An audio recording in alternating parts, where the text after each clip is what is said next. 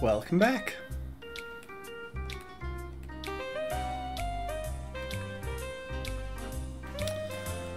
Alright, so looking at where we left off, last time we wrapped up just after getting a few new additions to the team.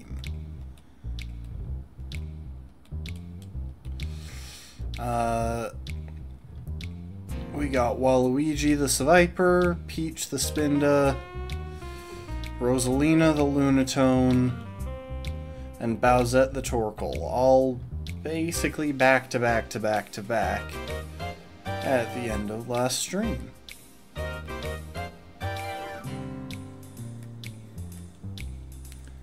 And now it's... oh, welcome to the stream, Rafkin.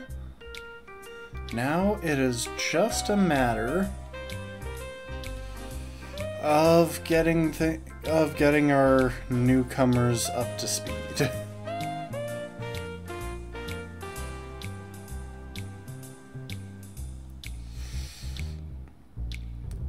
So among other things, we're gonna go ahead and pass out some berries.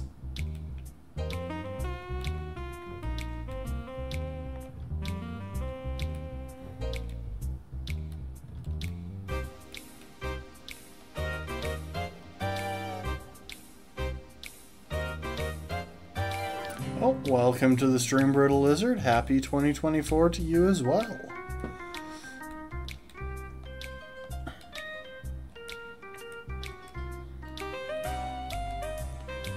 And...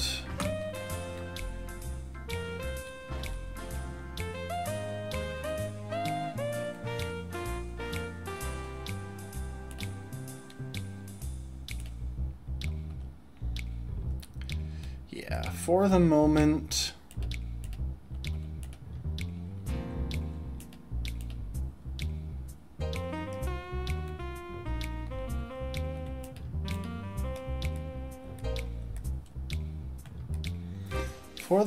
we're just going to be doing a little bit of grinding, mainly because I want to get Rosalina and Bowsette up to speed.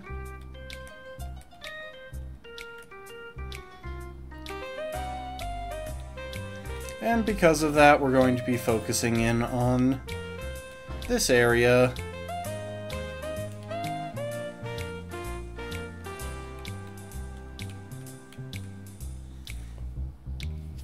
Where we can encounter plenty of special attackers.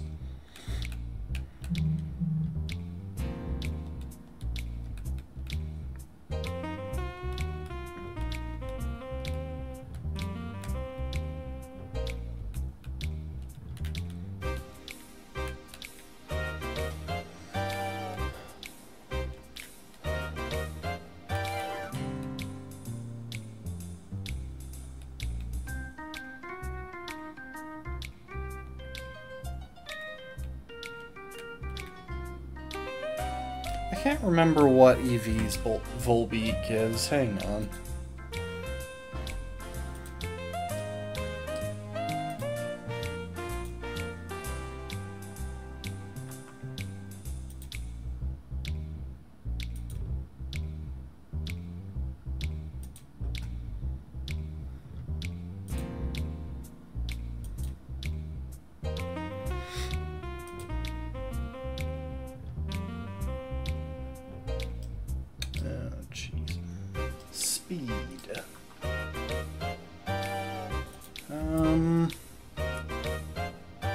Unfortunately, that's not really what we want on... well, I'd be more than happy to have some speed on Rosalina, but we don't really want it so much on Bowsette. Anyway, I'm gonna see if I can speed this along just a tad.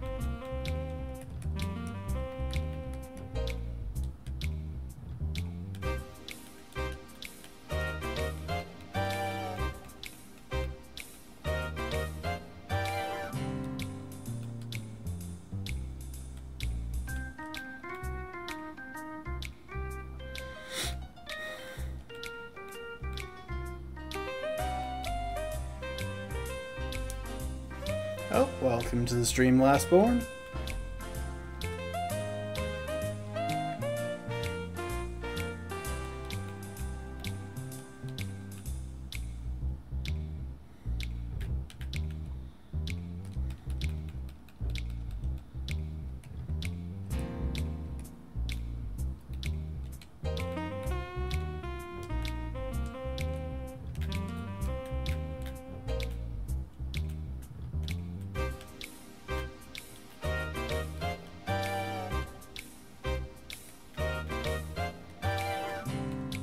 I'll tell you one thing about the cycling road. Every single dedicated Gen 3 Pokemon, like, veteran,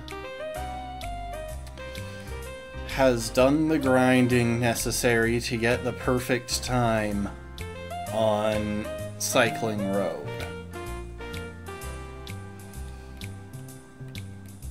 And there is one exactly perfect time.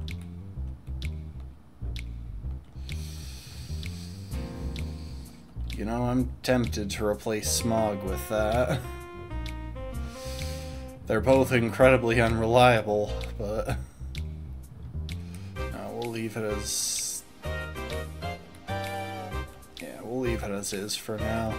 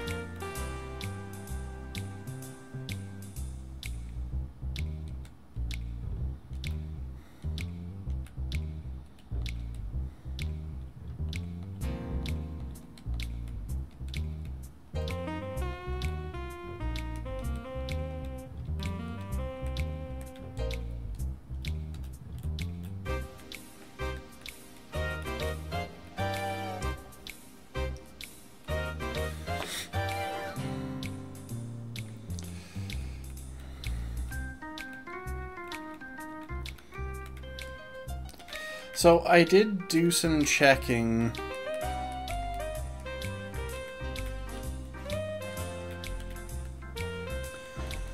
while we were off stream. I looked through everyone's stats, and I gotta say, I can't recall the last time I've gotten this unlucky with the mix of natures and IV spreads and such. Among other things, our Plusle has a total IV of 59. That's spread across 6 stats. That is less than 10 IVs per stat on average. And the highest an IV can go is 31. So yeah. Like, I'm starting to understand just a little bit why Watt wasn't able to take many hits in the Watson fight. Because on top of already being a bit on the frail side, those are some garbage IVs.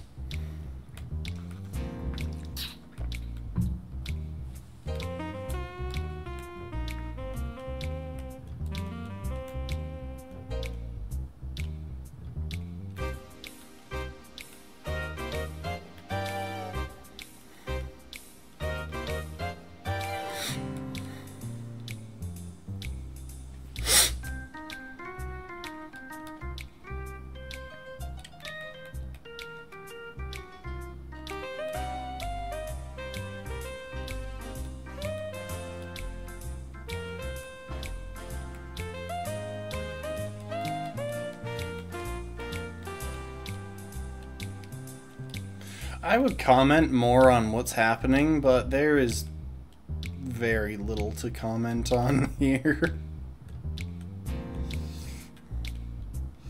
It's just a grind session right now.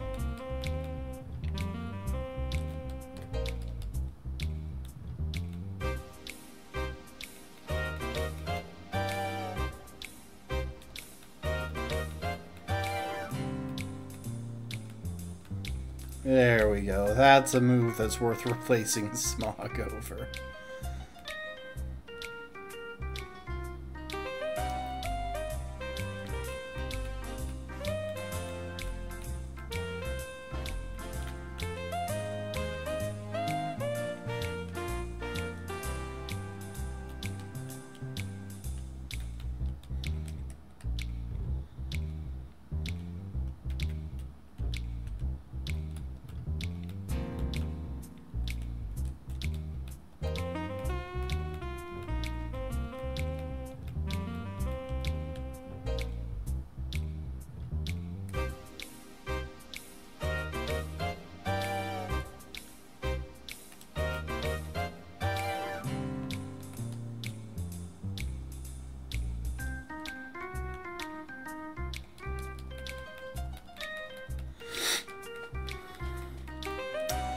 So yeah, while I was looking through the team, among other things, I learned that we have next to no useful hidden power types. I think there might have been like one Pokemon that had a decent hidden power type.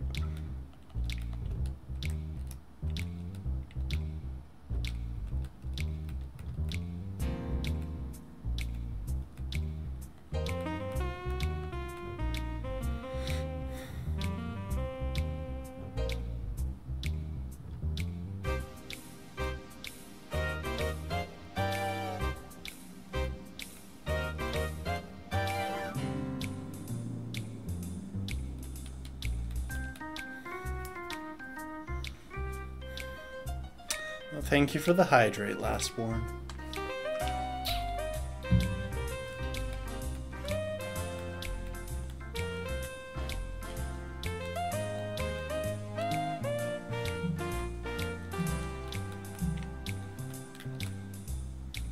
Oh my gosh.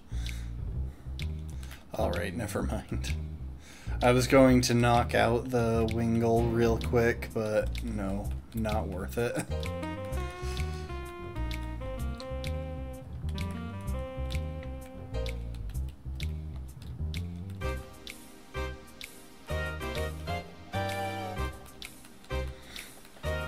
Oh, welcome to the stream, Be Marching.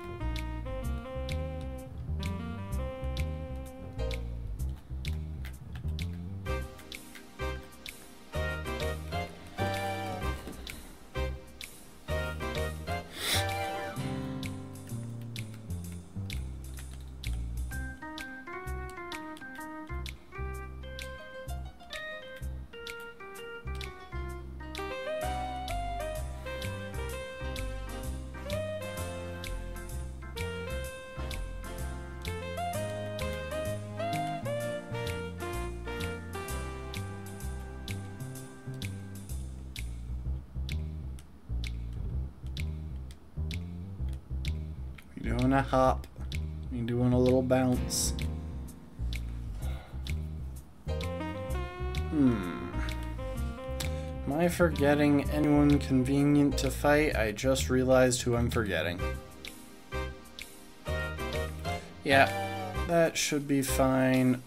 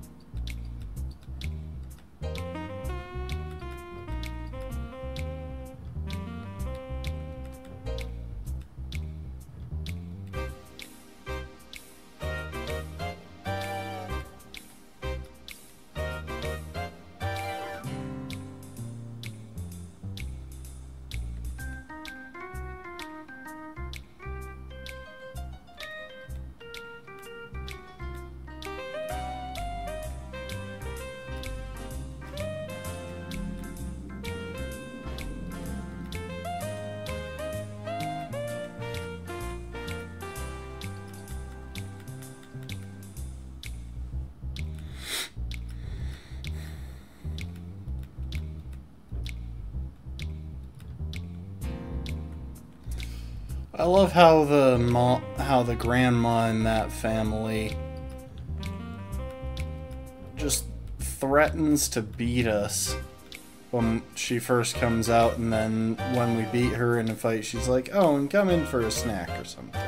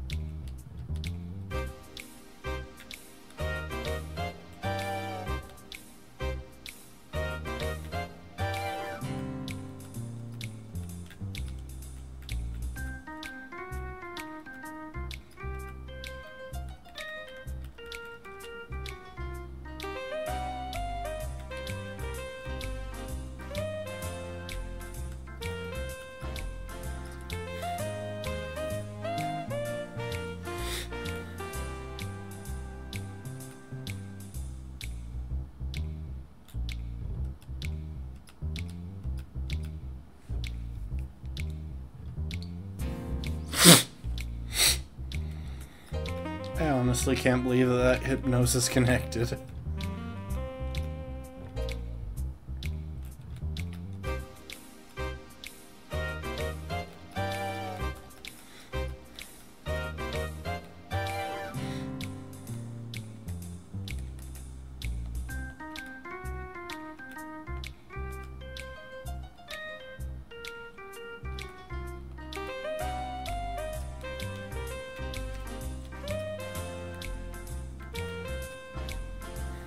Oh, this guy has a sand shrew. I remember his peppy sand shrew.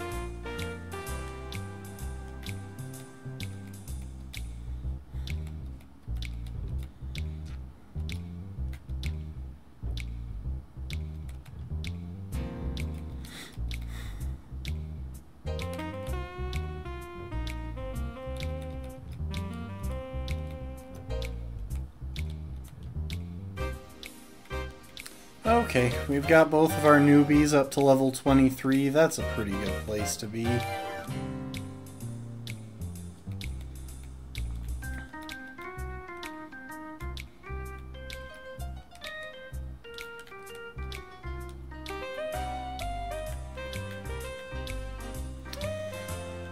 You know, one thing I realized, after I had played through some Gen 3 Pokemon games quite a few times,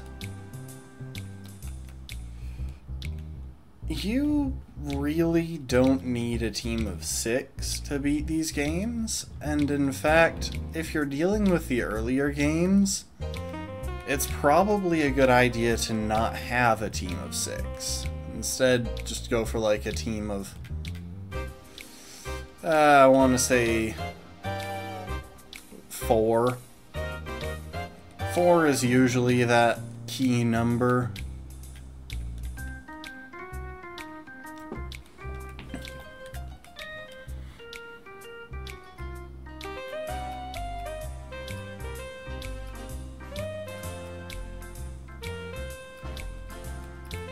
Really?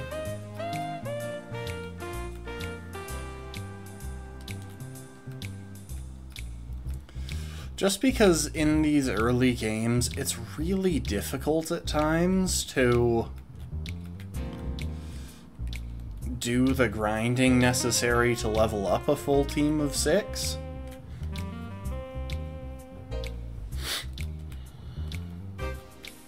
If you have 4 or 5 Pokemon that you can keep up to speed, that'll serve you just as well as 6 Pokemon that are all under level except maybe your starter.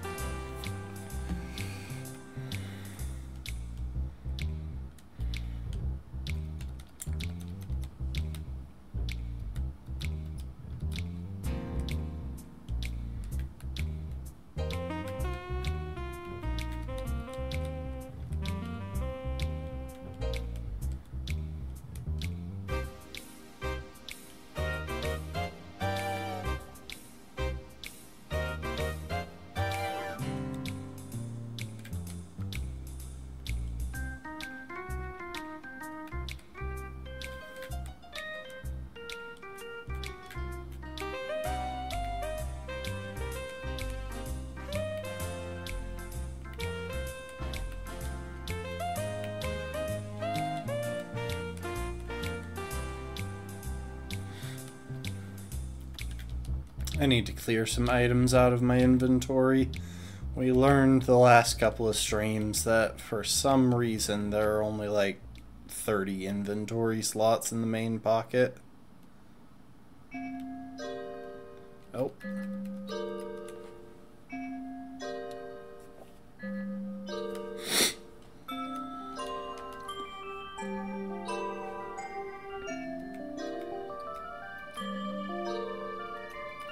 This is Starborn Valley.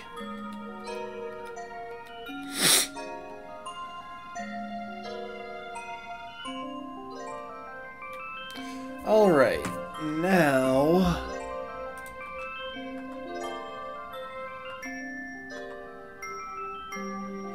let's double check what the trainer battles we're about to face are.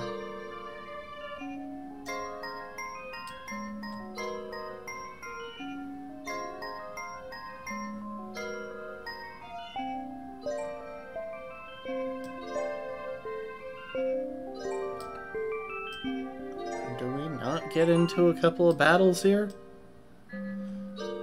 I feel like there are some up-and-coming Aqua fights that we're gonna have to deal with.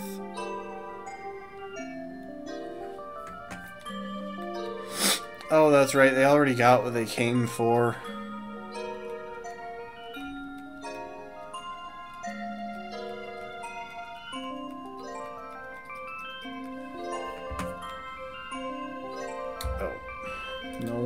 Not working when I'm trying to speed up. I hadn't clicked on the right window.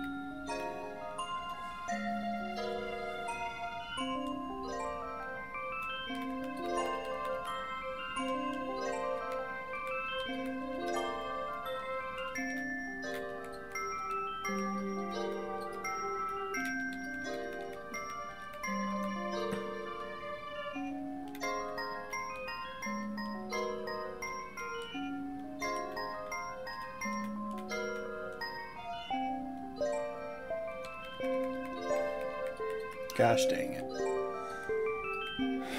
I don't want to deal with your stinking Zangoose.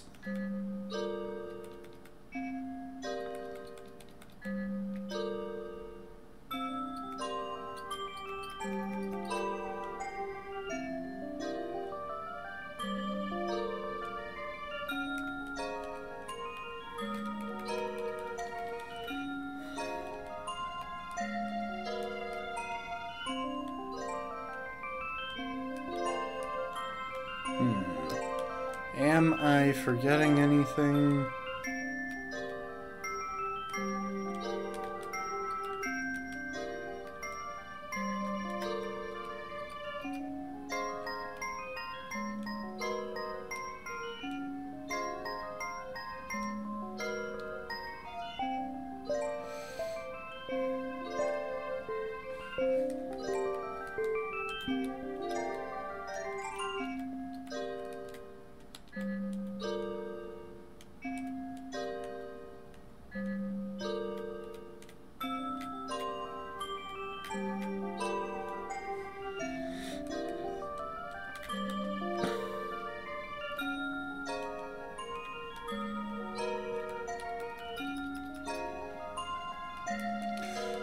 Well, one way or another, we gotta head to Mount Chimney now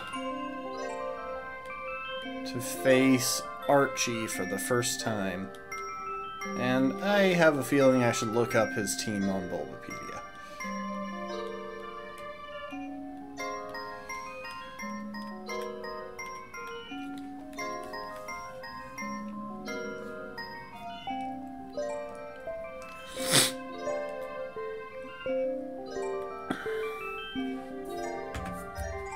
Alright, give me just a sec.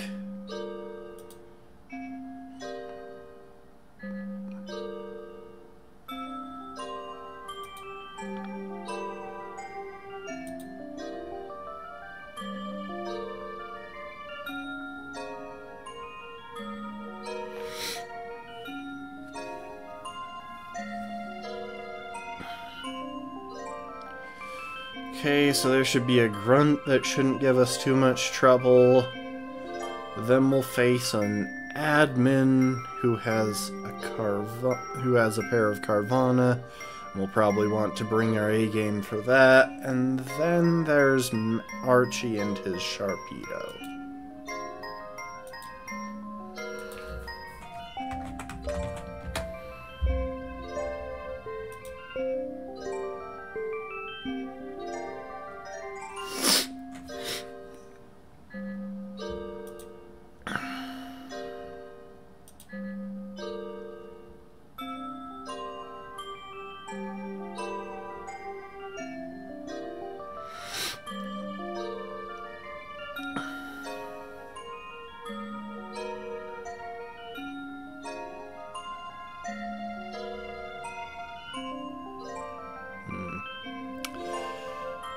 The big potential issue is definitely his Golbat with Supersonic. The rest, I think I can, for the most part, just muscle through.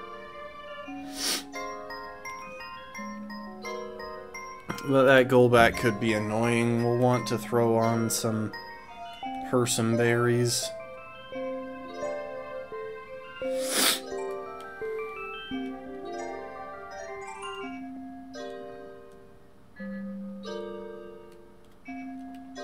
Okay, first match.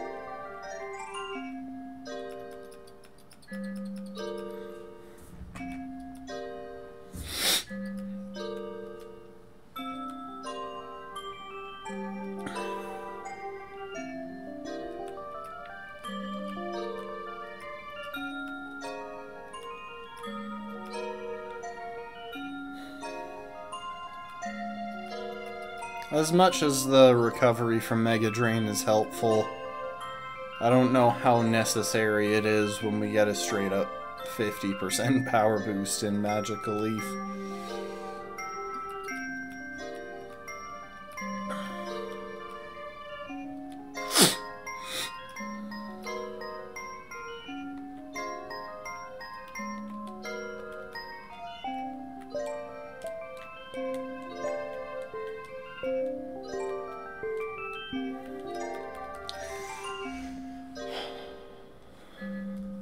So is this the...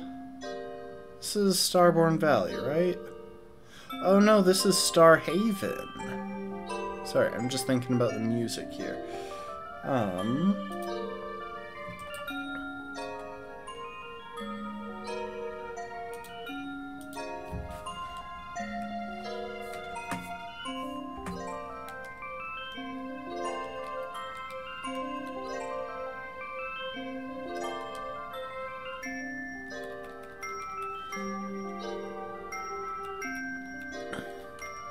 It would have been really funny if it had decided to play the Crystal Palace theme, since that's the ice theme and we're currently fighting on a volcano. Well, like, we aren't currently fighting on a volcano because I wanted to come back and give my team a quick heal. You know what? I am going to make an executive decision real quick.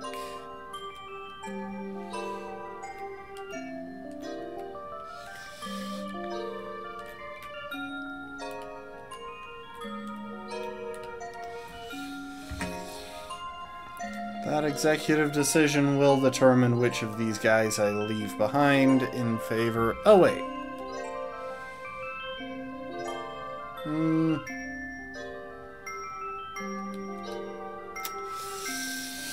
Basically, I'm thinking that it would be a good idea to have Spindo with me.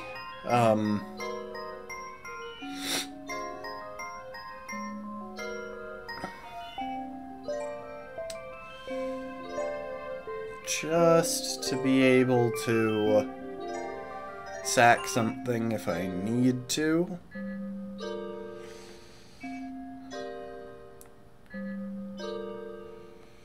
But I don't know what I would switch out for it, because on the one hand... You know what? We'll go ahead and switch out Boo.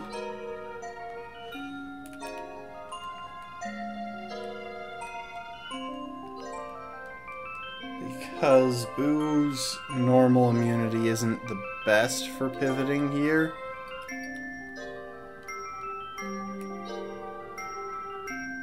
By the way, this is normal speed. And this is speed up.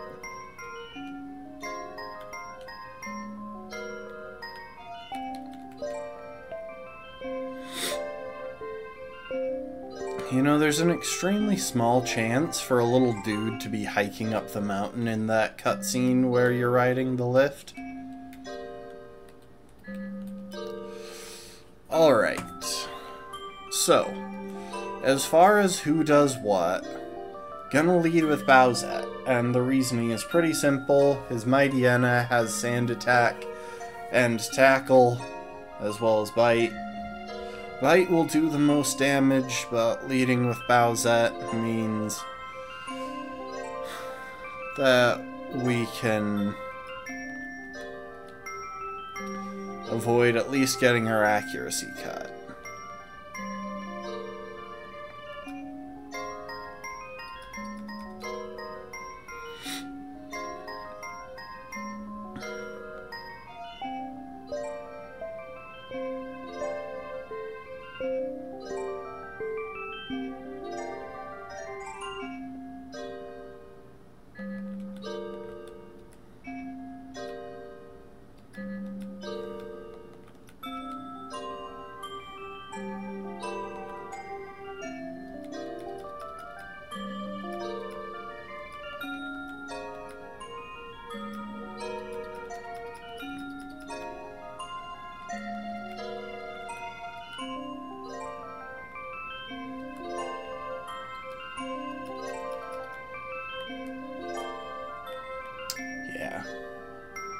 Okay.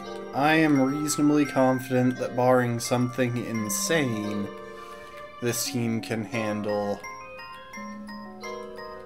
Archie pretty well.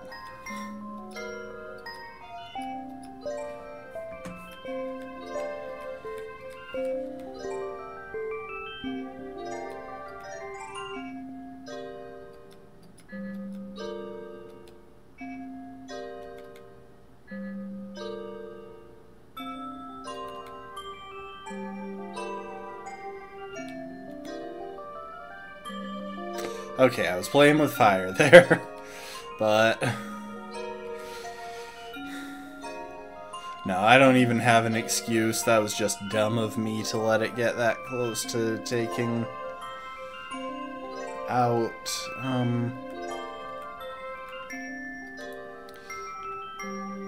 Torkoal. I need to get my head in the game anyway.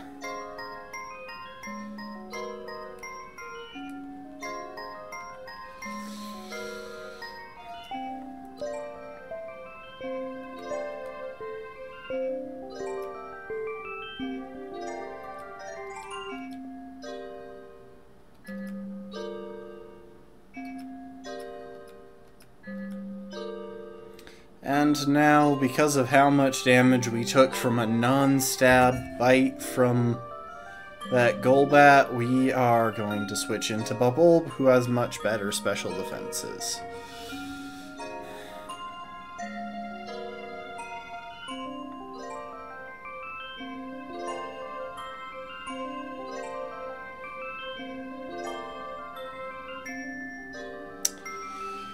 And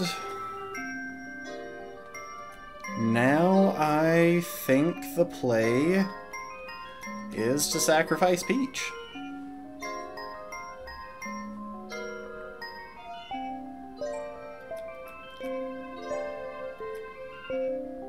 Well, potentially this won't be a sack, but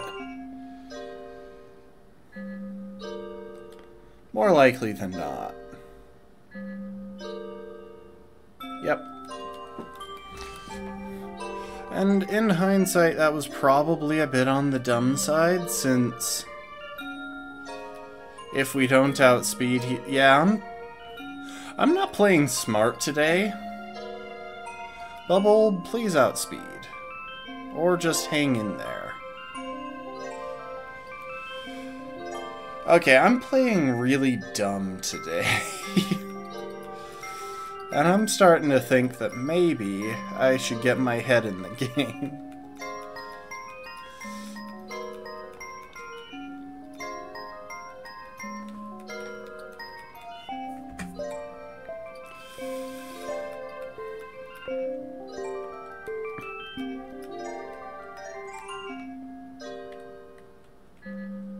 Like, in all honesty, I should have just leveled up my team a little bit more based on Flannery's level.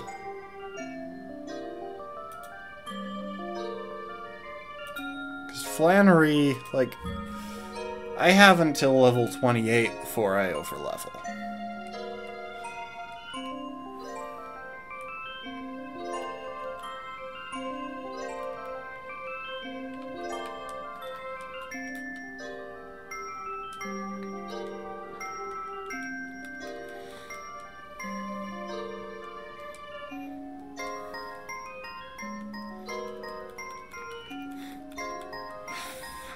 Well, anyway, goodbye, Peach the Spinda.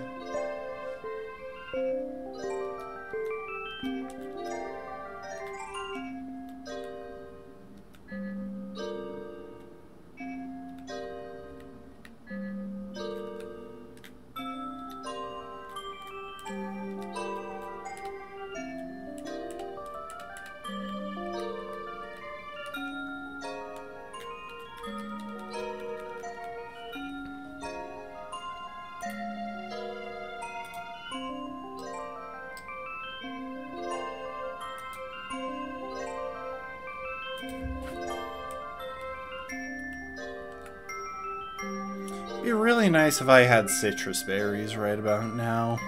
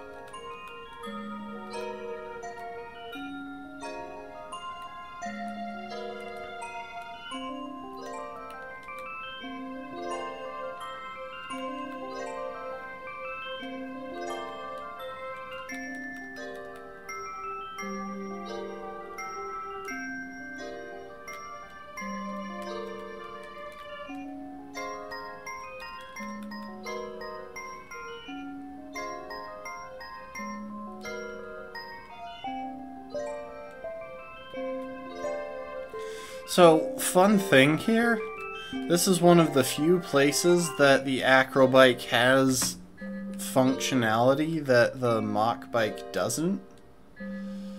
Because it can go both up and down Mount Chimney. Whereas the Mach Bike can only go down.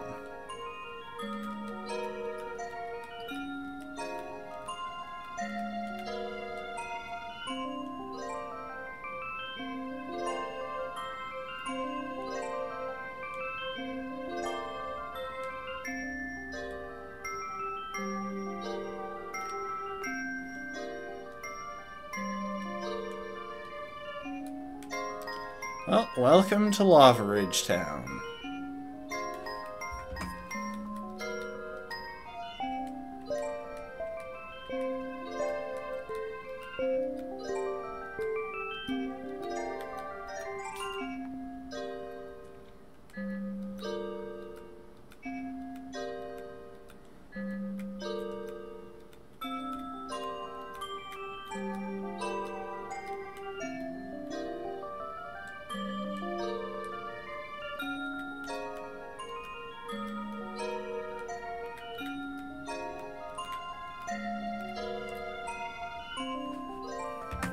Alright, well, this is the goal of the run, isn't it? Just to chill in the sand in the... next to the hot springs? Okay. We are actually going to adjust our team a bit. Because we have one Pokemon that is weak to fire. Except, you know what? We don't need our TM slave for clearing out the gym.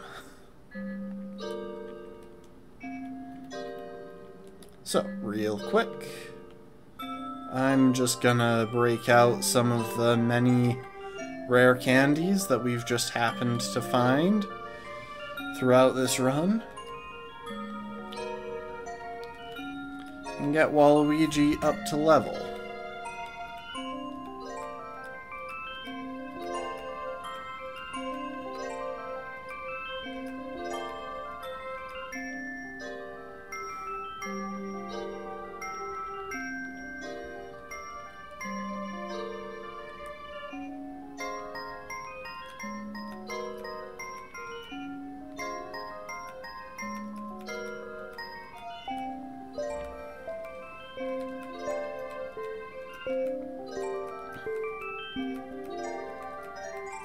In fact, we're just going to quickly train everyone up to level 25.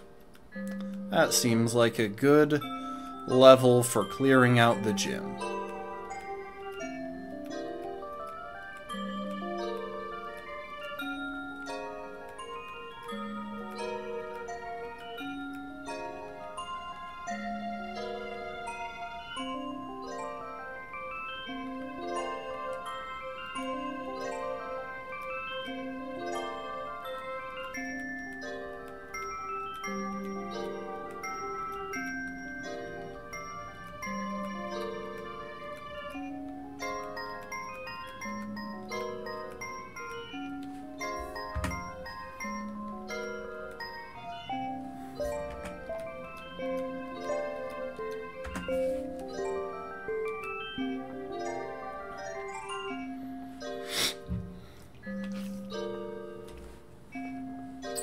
Thank you for the hydrate, Lastborn, and the posture. Be marching. I will... Well, I just hydrated. I will try to improve my posture now.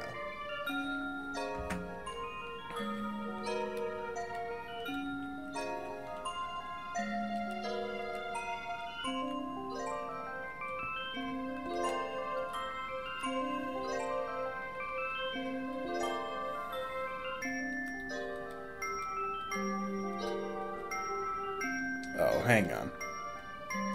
Let's go sell some stuff because our inventory is full once again.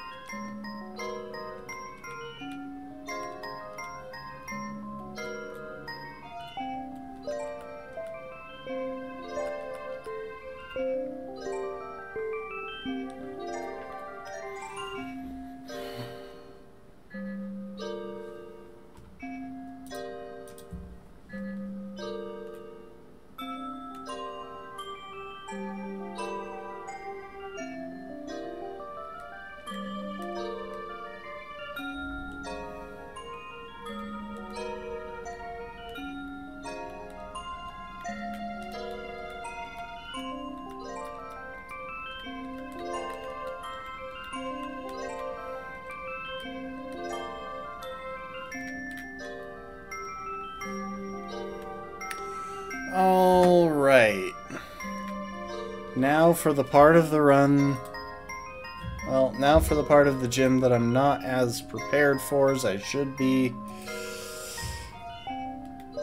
Just navigating it. Because I don't really remember where the trainers are.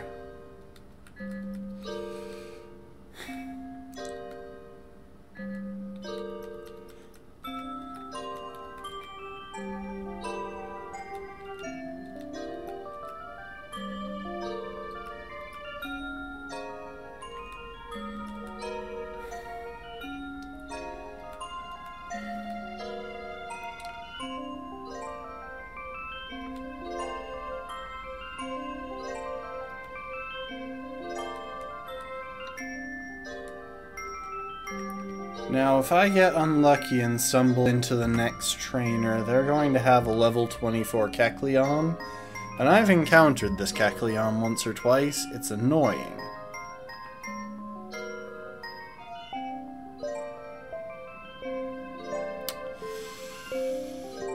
But who is my best Kecleon counter?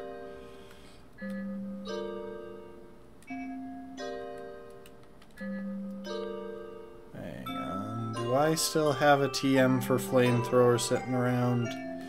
No, I don't. Never mind. Hold up.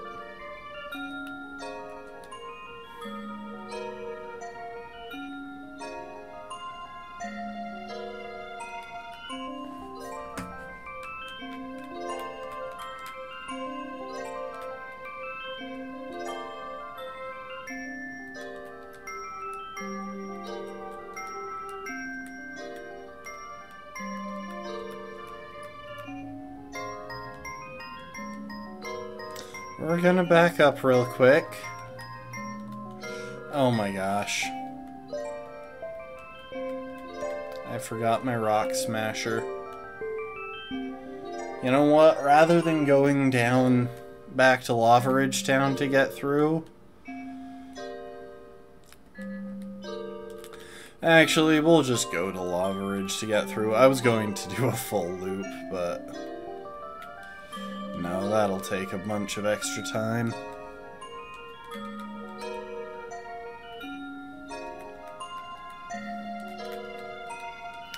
And I have Bubble to take extra XP since he won't be in any of the fights.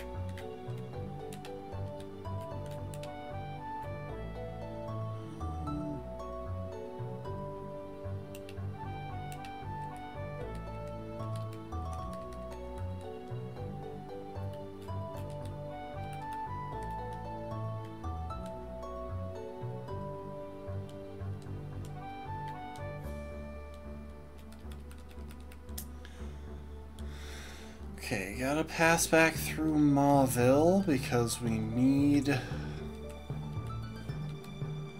more coins from the game corner.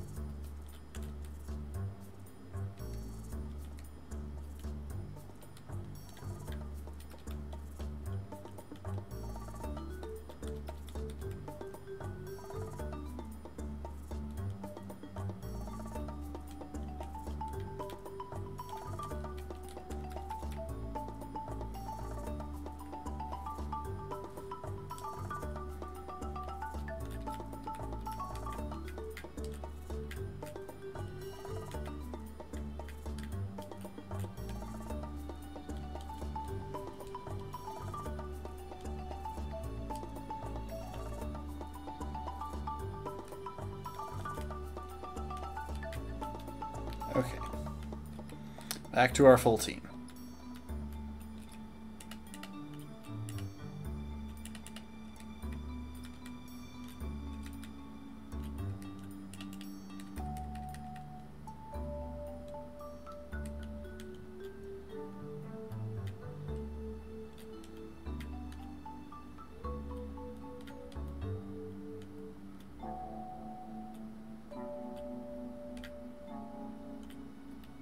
Oh, I should not be leading with my grass type right now.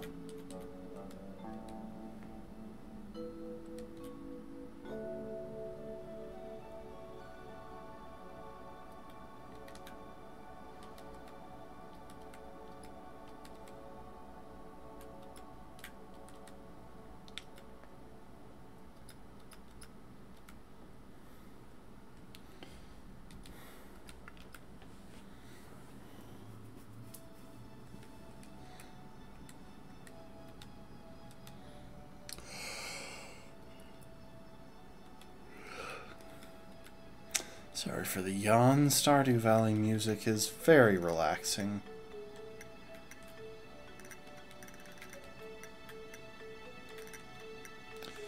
Why can I not remember 10 seconds along?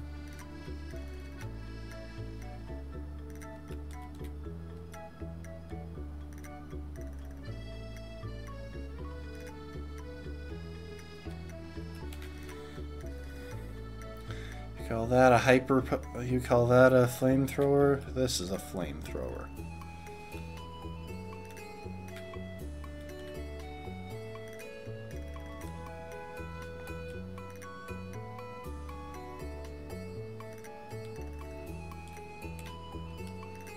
I wasn't sure if my flamethrower would be enough to kill it from that health. I played it safe.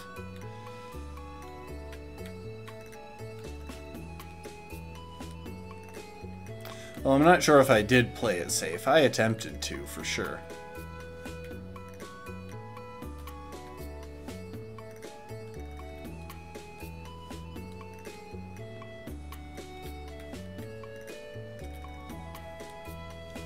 Oh, right, that's the one that takes you all the way back to the beginning. Okay. I'm gonna go heal up at the Pokemon Center because I think I know the path now.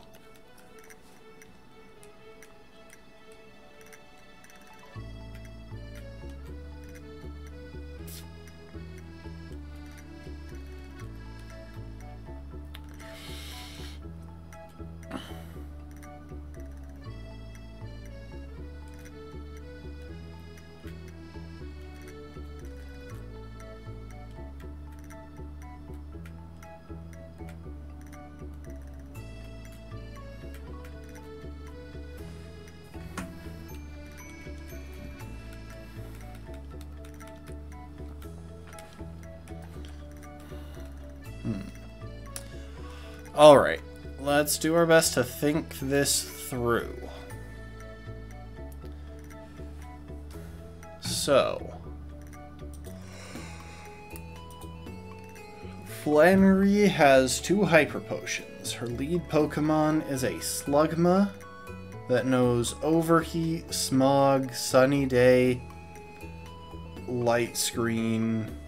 That's it. Overheat, Smog, Sunny Day, and Light Screen. Her second Pokemon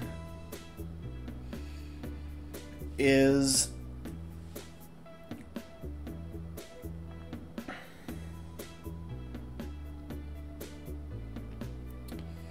a Slugma that knows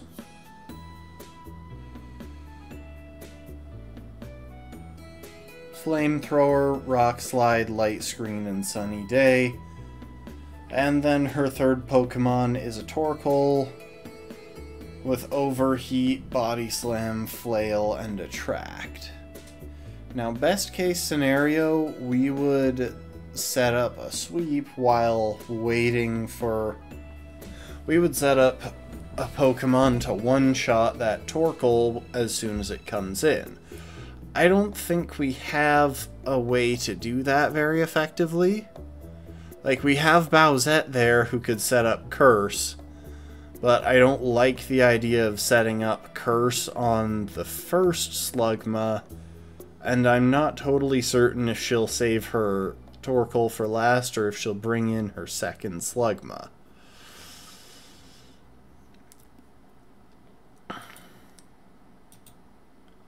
With that in mind, let's check if we've got any useful moves that we're going to learn before level 28.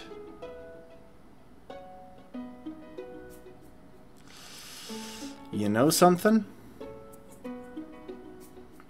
If we can, we'll probably want to bring in Plusle at some point.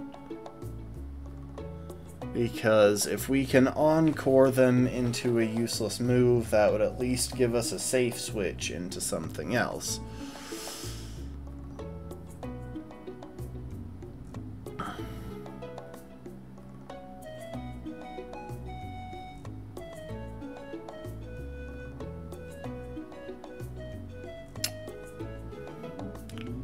Also, Plusle earns Fake Tears at level 28, so we might have a use for that.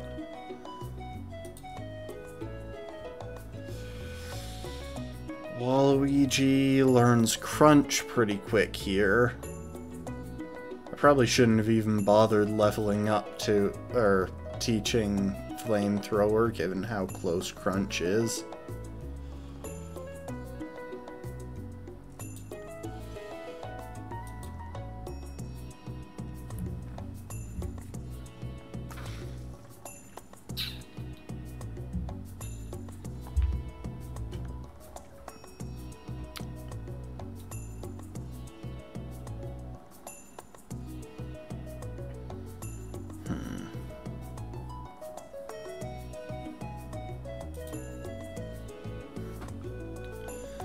Now, our Torkoal, so Bowsette is going to learn Protect by level up in just a minute here, and that could be useful for some stalling.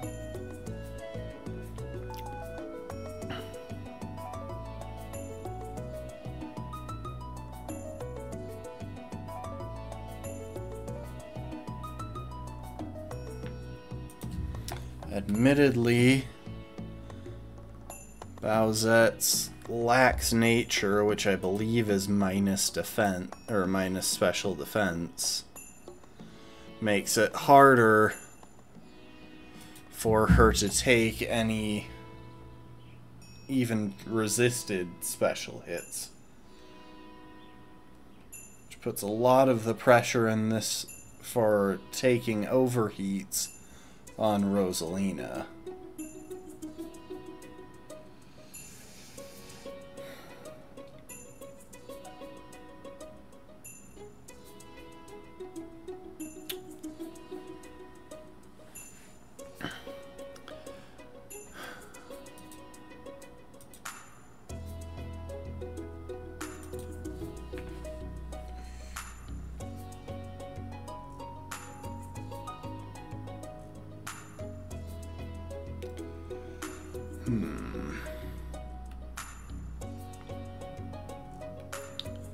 Okay, first things first. Let's go ahead and level everyone up.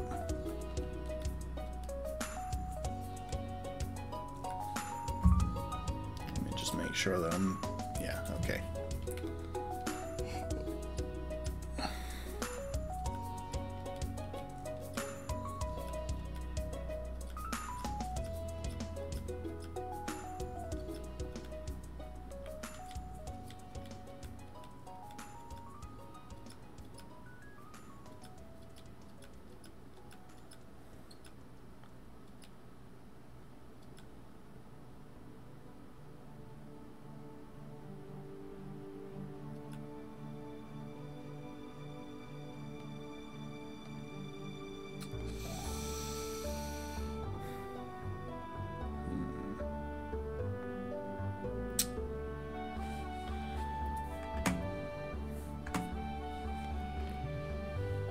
Oh, I'm seeing two possibilities here that both have potential. The trouble is, neither of them really works without a setup option, and we don't have a setup option.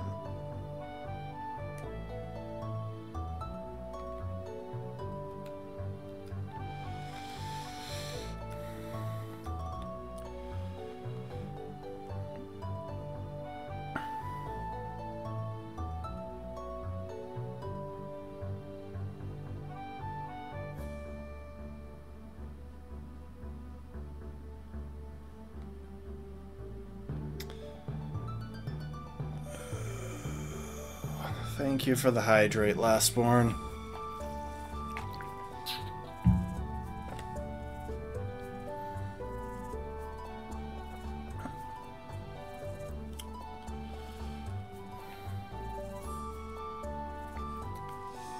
We have Protect. And I do want Protect because that's going to be useful for a number of things, from stalling to the Norman fight. I think it's got to be Smokescreen that we drop. I just feel like there are going to be potential setup opportunities for Bowsette, even if this battle probably isn't one of them.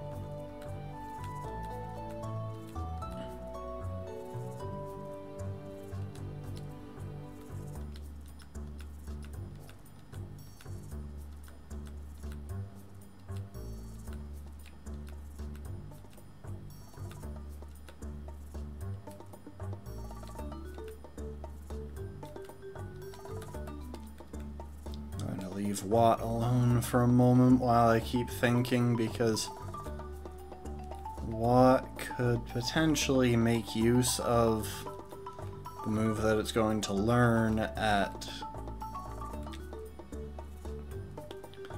level 28.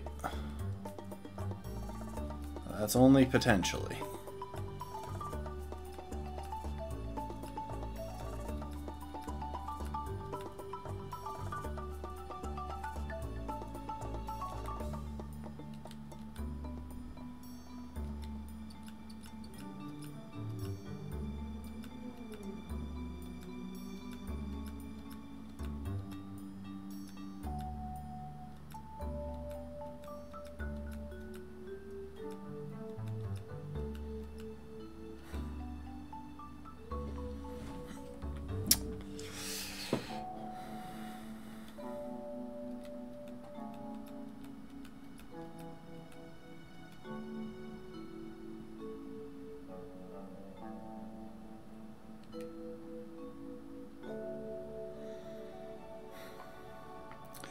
Okay, let's think items. So, if it's going to be coming in against Torkoal, I'll probably want a Cherry Berry or an Oran Berry on it. One or the other. Cherry Berry to prevent paralysis from Body Slam, Oran Berry to recover some HP after being hit by Overheat. So for Rosalina, probably gonna go with the Oranberry.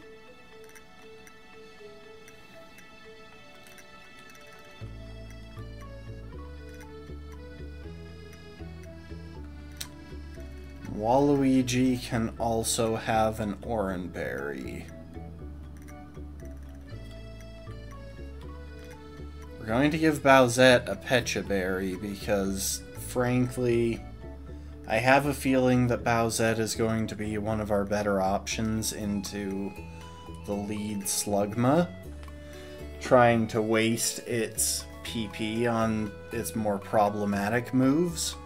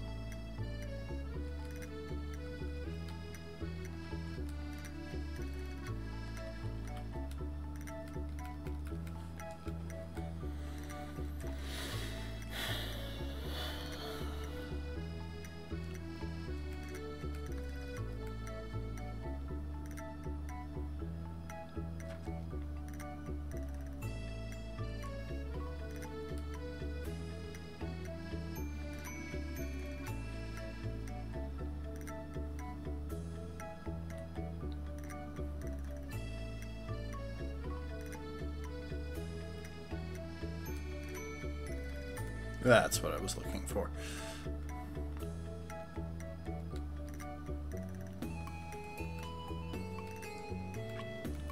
Now, do we have room in Watt's moveset for Fake Tears? Okay, we've still got Growl in there, so yes.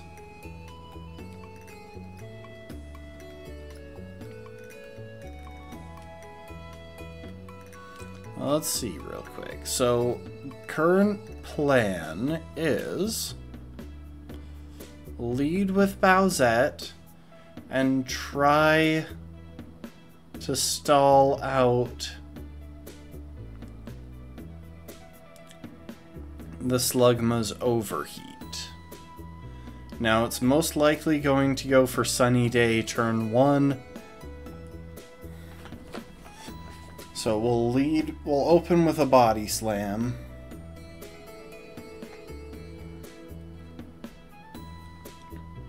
Then we're just going to wind up doing some stalling primarily by just hitting Protect. Yeah.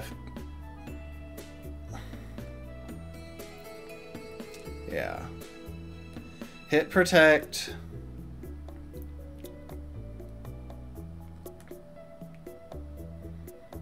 When possible, and find other things to do when not. Now, Rosalina, we're going to want to hang on to long enough to hopefully take out the...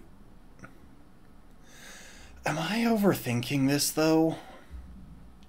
There's a part of me that thinks maybe I should just go in with Rosalina, try to Psychic down the first 2 Pokemon, and then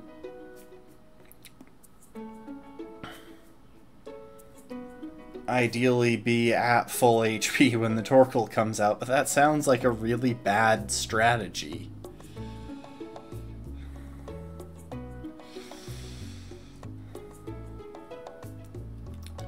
No, I don't think that's the play. Waluigi will be prepared to fill some extra, to fill whatever role we really need it to. It can come in and potentially get a paralysis with Glare, do some damage with Crunch or Poison Tail, depending on what's in front of it.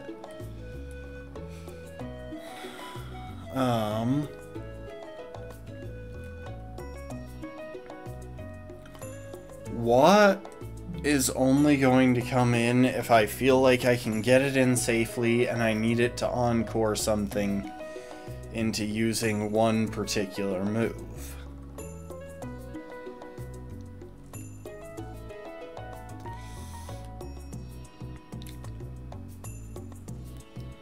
Sableye, I want to keep in the back in case I need to do some chip damage on Torkoal with Fake Out or some extra stalling with Detect.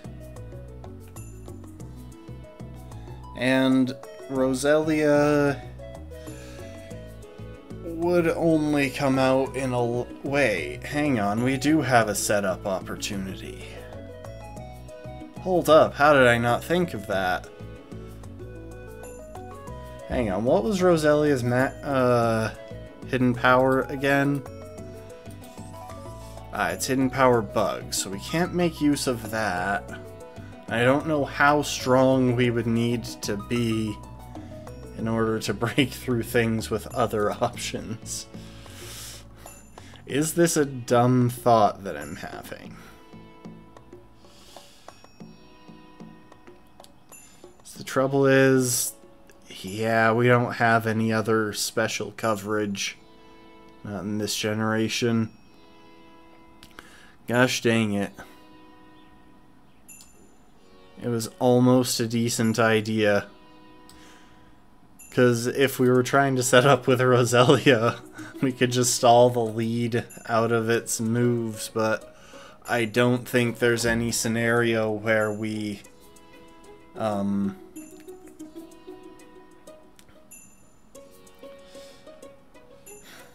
could just stall the lead out of Overheat, but I don't think there's any scenario where Roselia can set up, where Roselia can take out the Torkoal in a single shot.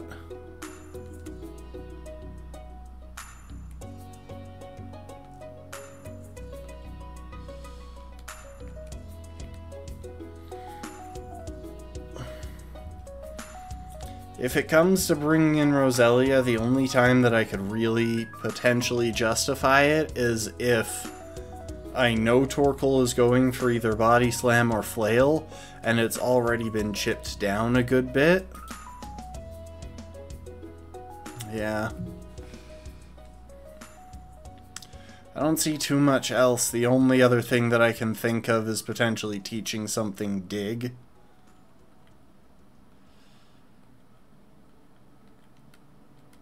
I don't suppose anyone on the team can learn Bulk Up. No.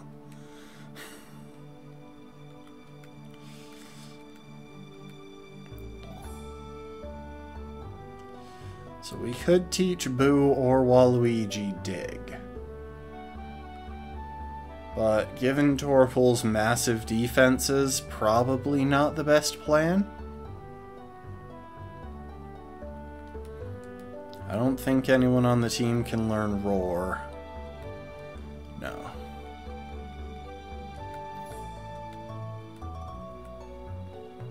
Just trying to consider all my options.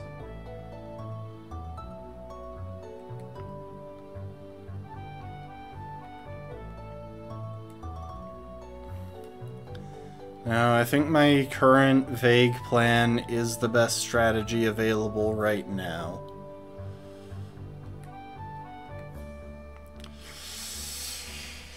Guys, start praying.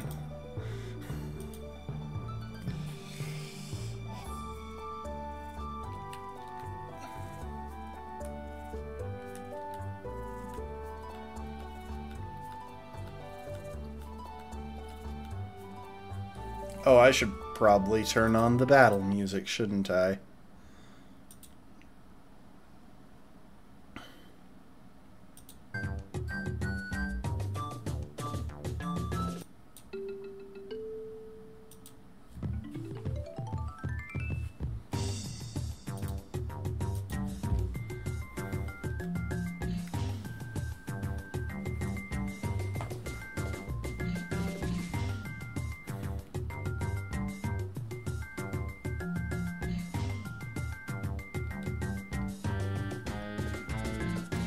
Okay. I am going to guess on a first turn sunny day. This is a guess, but I know that it wants to have sunny day up, and I think that it tends to go for that first. Okay. I called it. So now it's going to go for overheat. Oh, it went for smog?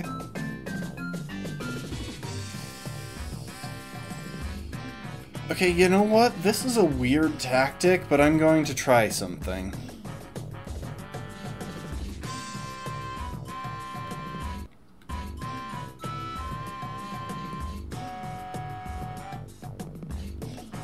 So that's 3 turns of sunny day down.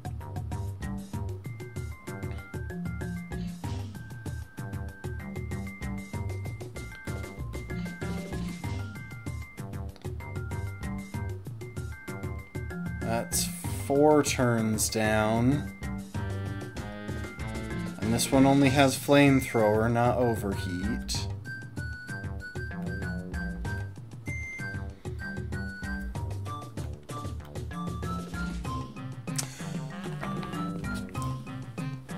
That should be the last turn of sunny day down. Oh, and we got a crit. That kinda sucks, to be honest, because had that not crit, I think she might have wasted her hyper potion.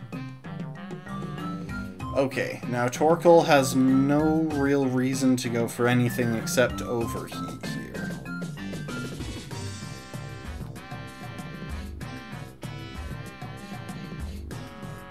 Okay, but it seems to be going for Body Slam.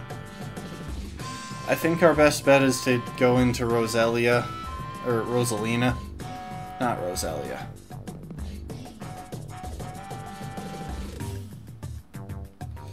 We had to take the paralysis, but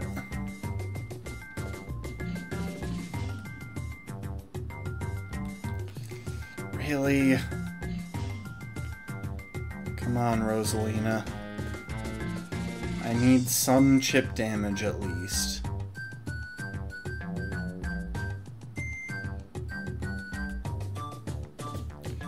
I'm gonna have to switch out after this. Oh, except I have my Oranberry.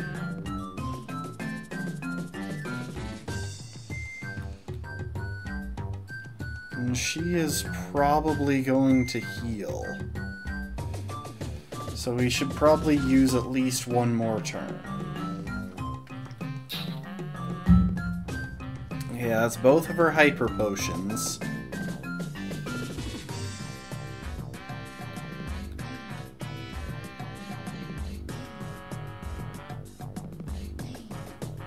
Okay, now this is a tad risky, but I'm going into Bowsette next. So I think I might be in range of an overheat now. I called it.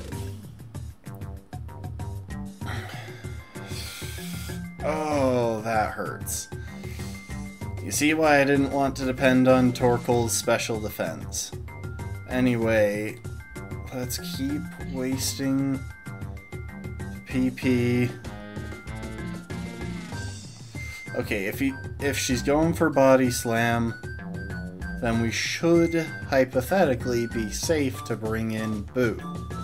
Watch as she now gets a crit overheat. No, she didn't. Okay. I think we've won this because we can fake out turn 1. Detect in case something goes wildly wrong.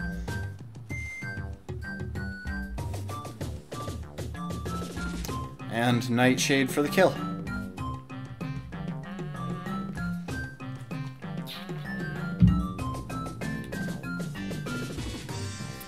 Honestly, probably our cleanest gym battle so far after Brawly.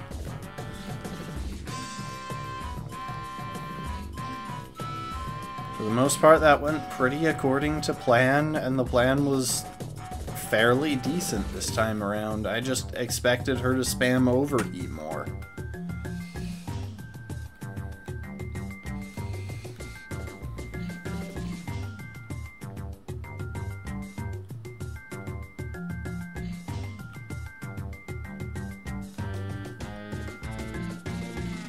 Okay, we got the goggles to let us go into the desert.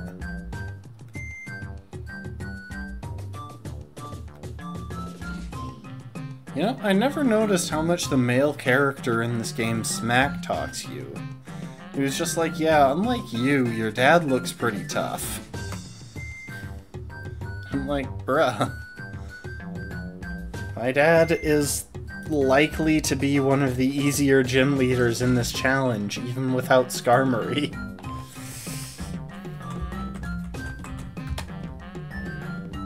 Oh wait, I don't need Flannery, I need Norman.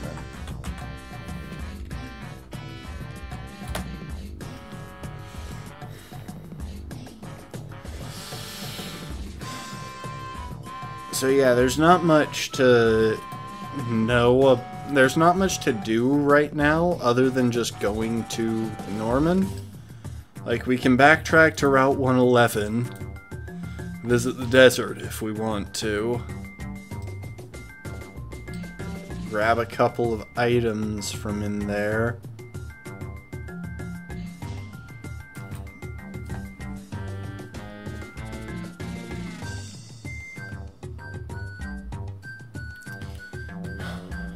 Okay, so real quick, Rosalina, you can go ahead and have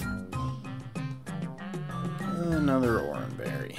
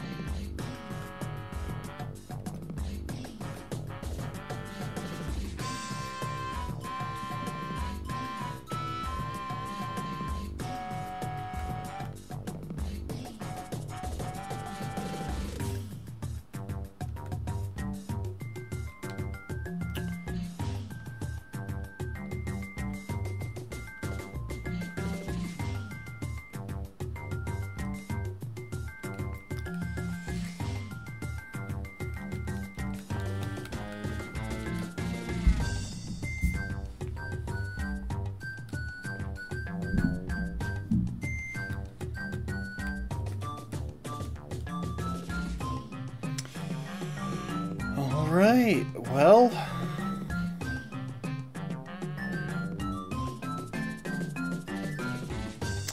I'll leave my... No, I won't leave my HM slave here. We're going to add that one back to the party for a little bit.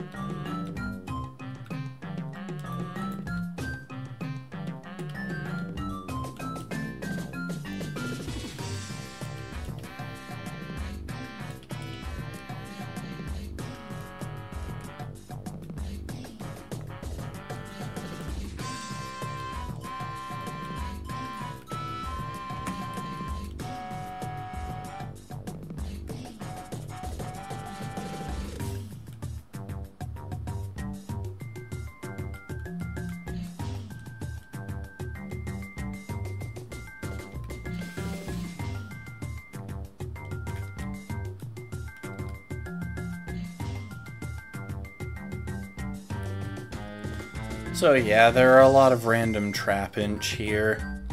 Come to think that I should probably be leading with Rosalina so that they can't trap me. That's probably a better idea than leading with a Pokemon that can beat them easily, is just leading with a Pokemon that's immune to Sandstorm and can't be trapped. At least not by them.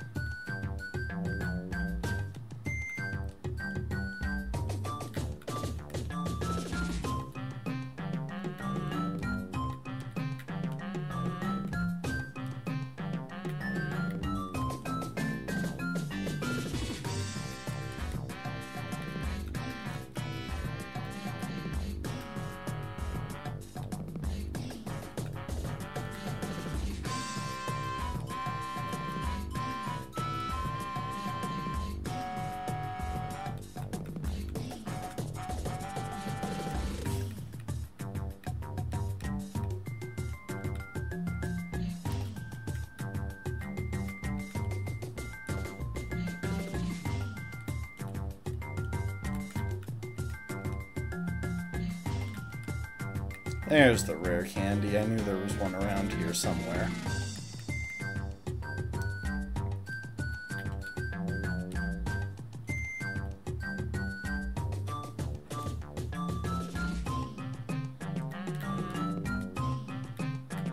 So this does make it slightly faster to get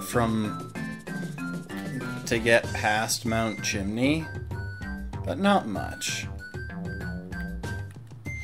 And we could grab a fossil. Hang on, real quick. Does Anorith learn Surf? It does not.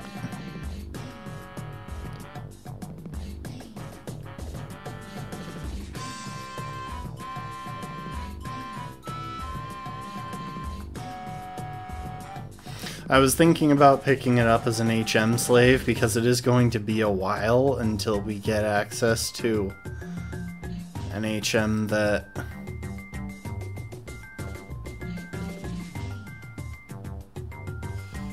we can really make you to a surf user that we can keep on the team. But that's a negative.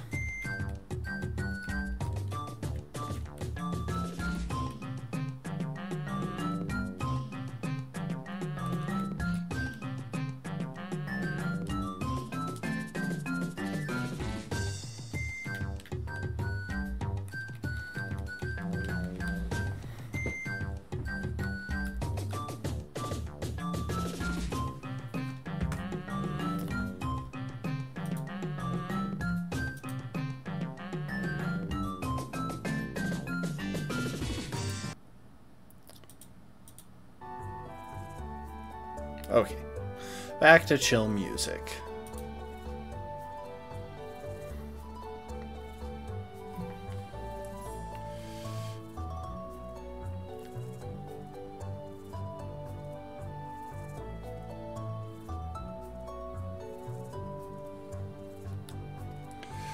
Okay, as far as it goes, the plan for Norman is pretty simple.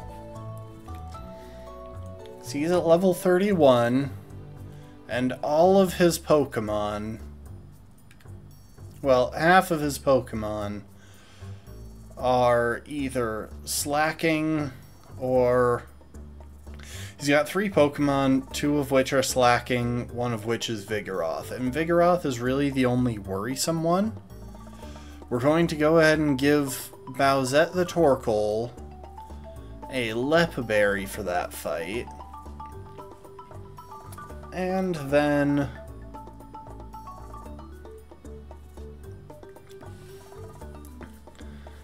we're going to frequently use Protect. That's kind of the main thing. And if we need some wiggle room, if we need to rearrange our Pokemon, we have Boo in the back who can switch in on almost anything these guys are going to use and punish them for it by using Fake Out and Detect. Those 2 are the main strategy. We'll need to think a little bit more in depth for Vigoroth, but its special attack is so low that Feint Attack won't do much even against Rosalina, making Rosalina a pretty strong switch in there. And even then, you know, we could totally just set up Bowsette using Curse. Like, we'll need Lepaberries on Bowsette and Boo to make sure they don't run out of Protect and Detect. But that's it. If we set up Bowsette using Curse, maybe open with Bubulb to get the... Ooh! Hang on.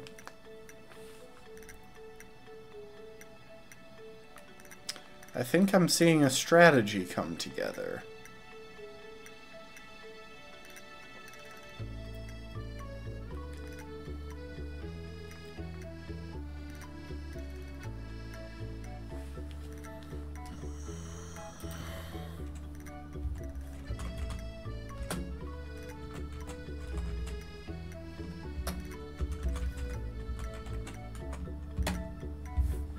Sorry about that, folks.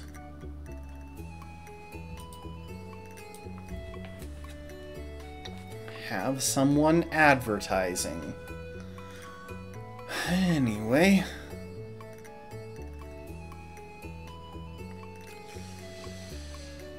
Okay, I think I've got a bit of an idea.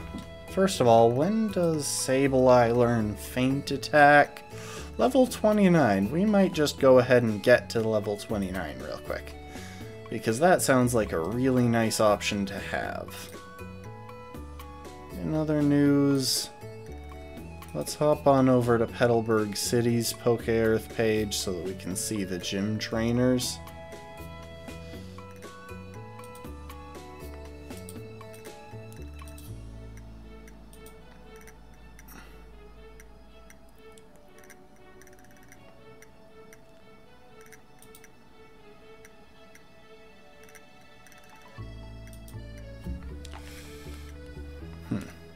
Okay, well, anyway.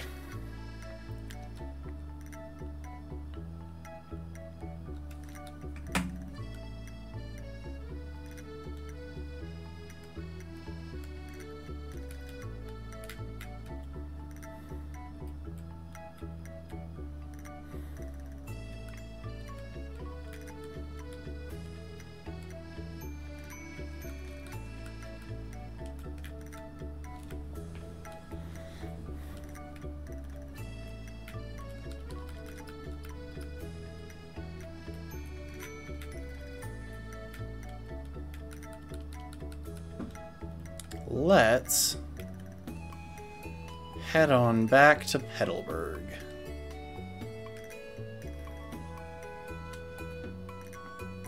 So yeah, the lucky thing is that we have a pretty good setup into Norman. In fact, his gym trainers are probably going to be the bigger issue.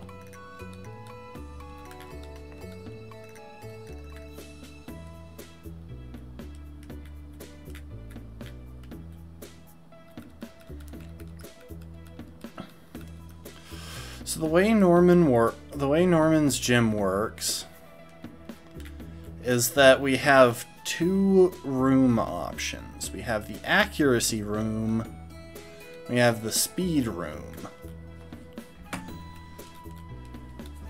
And all of his gym trainers throw out an item right at the start of their battle that prevents them from, or that gives them a buff of some kind. Now, I think we're going to want to trend toward the left-hand side on the last part, because we definitely want to go for the strength room in... Wait.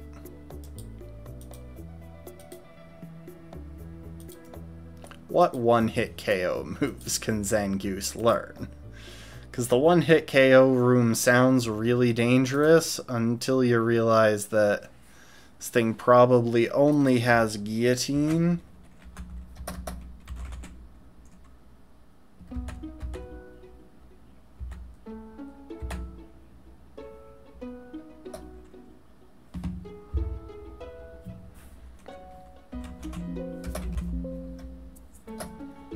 And that's it.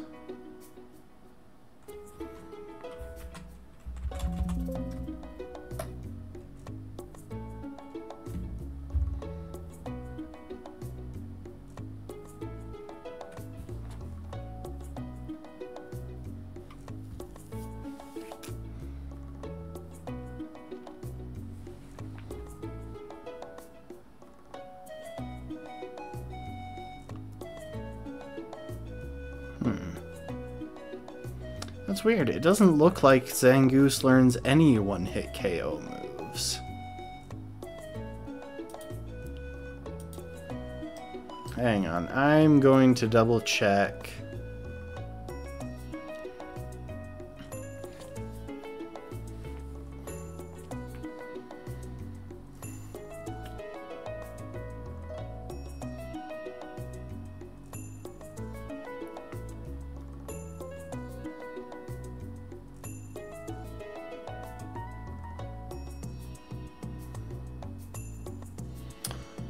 Okay, hang on.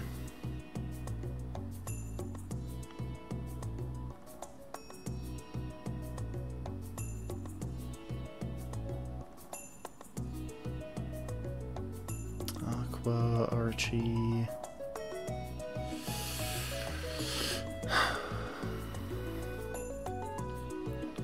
Flannery, and then... here we are.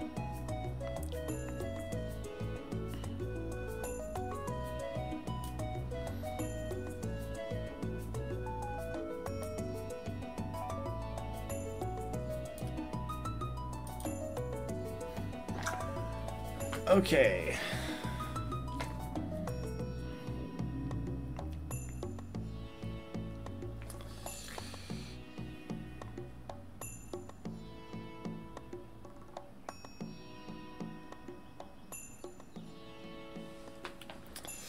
First thing I'm going to do here is go ahead and use one of my rare candies to get Boo to level 29.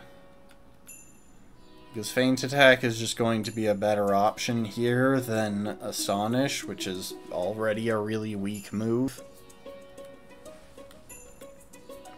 Plus, I think with Boo's quiet nature, Feint Attack might be... I think Boo's special attack might be higher. No, slightly lower, but Feint Attack will definitely do a lot more damage. Okay. So we have Feint Attack for dealing damage to them, and that will be a pretty easy way through a lot of these guys.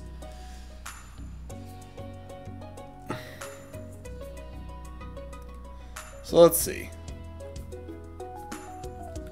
We have the Speed Room.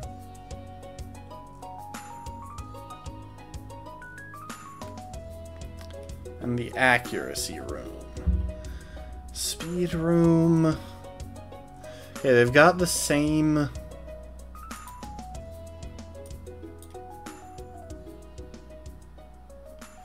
They've got the same,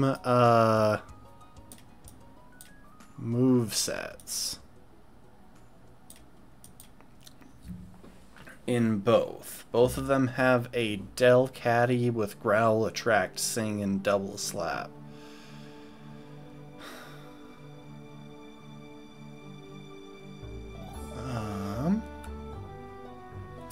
With that said, I think that the one with fully accurate Sings has more potential to be a problem.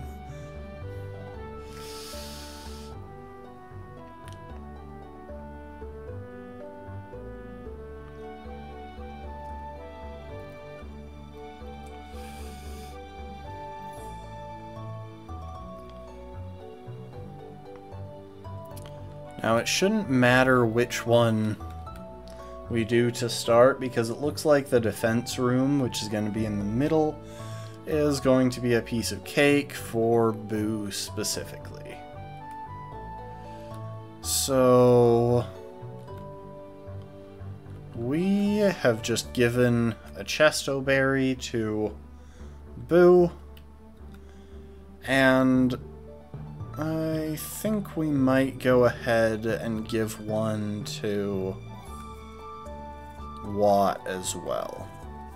In case we need to switch Boo out at some point because of sleep, Watt should be able to come in pretty easily. Yeah.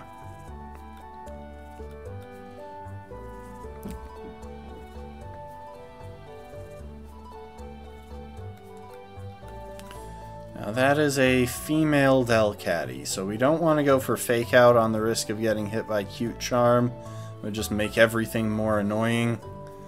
We're going straight for damage since Fake Out won't get us a flinch.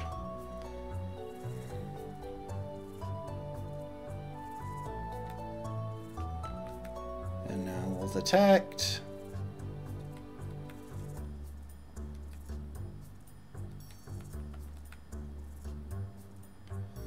Dodged a Sing. That's 55% that's what 55% accuracy gets you. Oh, we didn't even wind up using our Chesto Berry.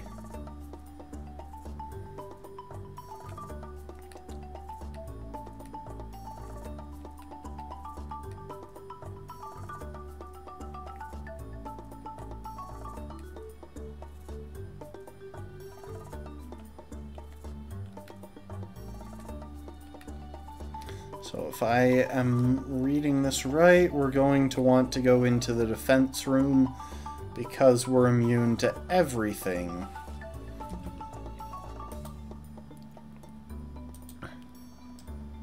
That we can find in there.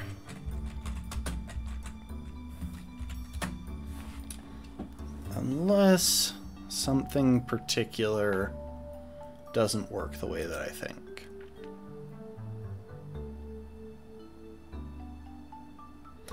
Okay, never mind. Odor Sleuth does bypass ghost-type immunity just like Foresight. Interesting.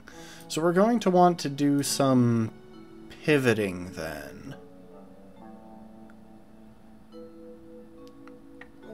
It still shouldn't be too bad.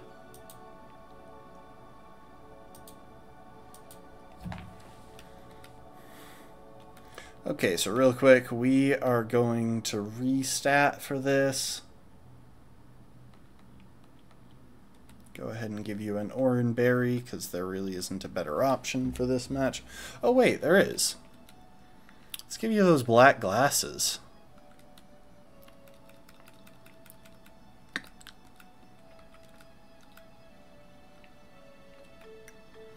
And Rosalina also has an Oran Berry. That should cover our bases here pretty well.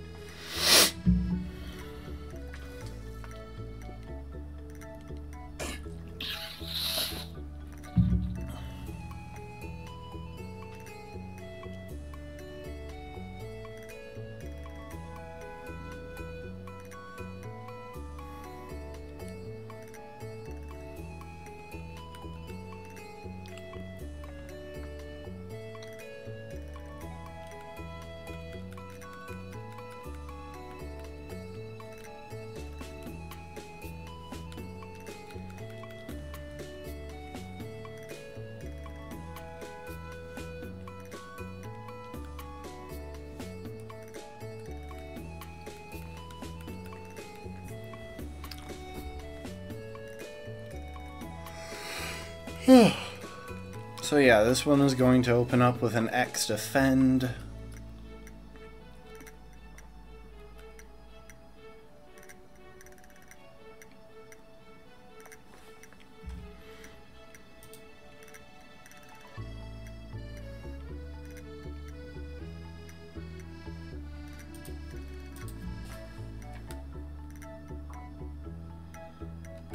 Perfectly safe for one turn, so the only thing that it can do to us is Odor Sleuth into Headbutt, and if it Odor Sleuths, we're just gonna switch out. But that doesn't matter because it decided to just not do either until the last turn. Sure, why not?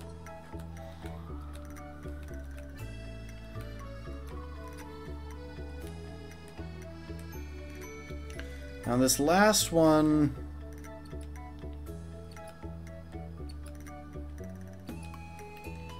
is the most dangerous, not only because it packs the most dangerous Pokemon of the different layers, but because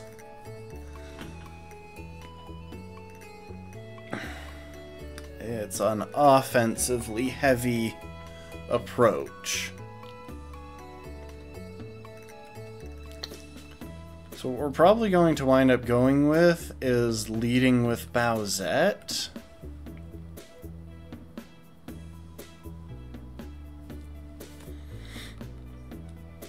Oh wait, no. We're going to lead with Watt. And that might feel a little bit dangerous given Watt is incredibly frail. But these guys are scripted to go with setup on their first turn.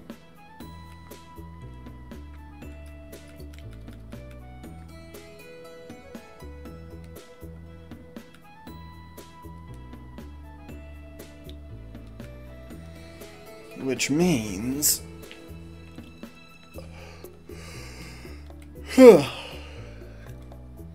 we can open with a Thunder Wave to cut their speed. I think. I'm pretty sure Zangoose is still vulnerable to Thunder Wave. Yeah. It's got immunity, not something that makes it immune to Thunder Wave. Immunity prevents it from being poisoned. Anyway. So we'll lead with Watt, use Thunder Wave, and then, because I believe that their first turn is to go for Sword Stance, we should be able to lock that in with Encore the next turn, giving us some free setup.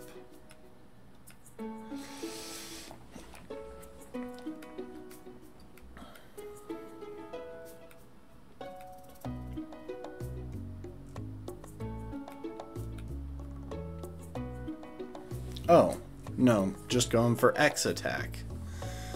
Well, that messes with the plan a little bit.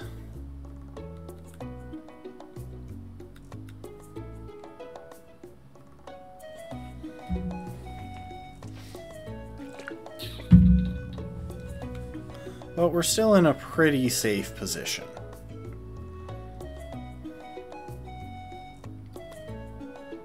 Yep, okay. If we had to take that on a switch out, it would be painful and we'd have to worry about crits, but...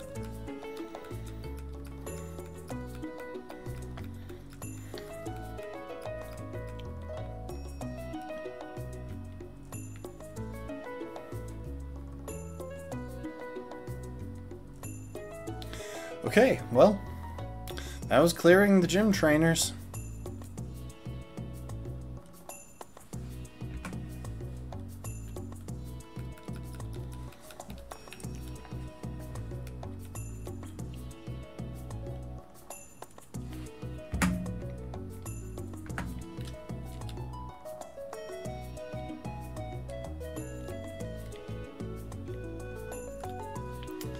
Let's go get our 6th Pokemon,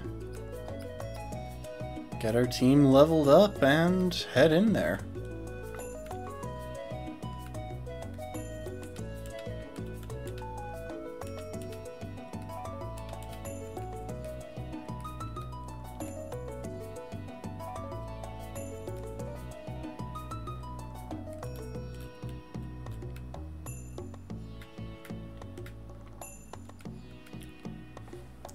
So let's see now. Norman's team caps out at level 31.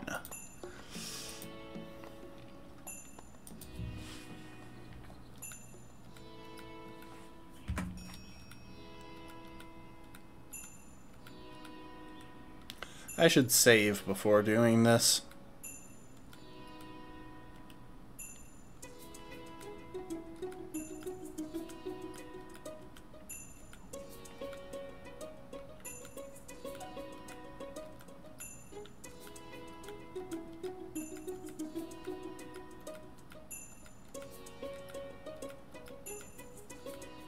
And Cosmic Power is just an objectively better move than Harden.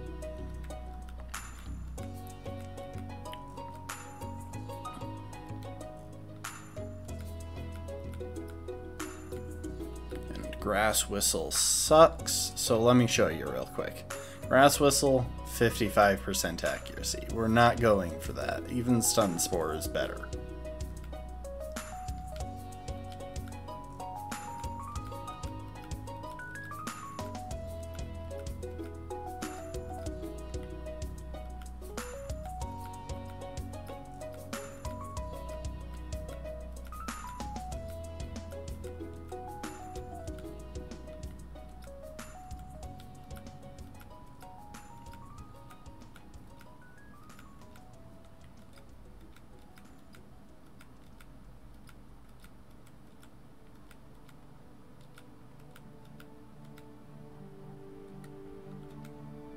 Okay, we got our team leveled up. Let's think items real quick. So the only really big thing to worry about here as far as items is that one of Norman's slackings does have yawn. So whoever... there is a chance that we'll want to lead with yawn. That's pretty much the extent of it. Or that we'll want to lead with something with Chestoberry, or at least have something with Chestoberry available to switch in.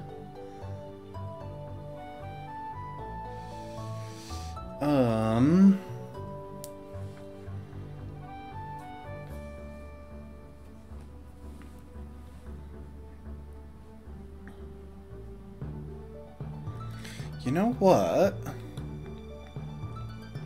I've got a thought.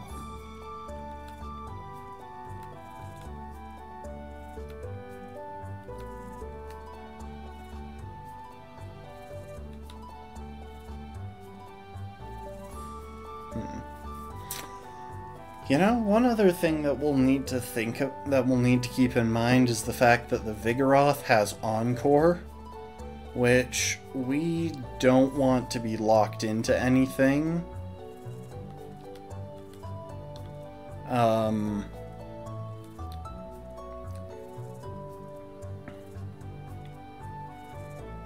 Yeah, we definitely don't want to be locked into anything when the last slacking comes in, because that would prevent us from using Protect. Bowsette, you get a Lepaberry. Boo, you also get a Lepaberry.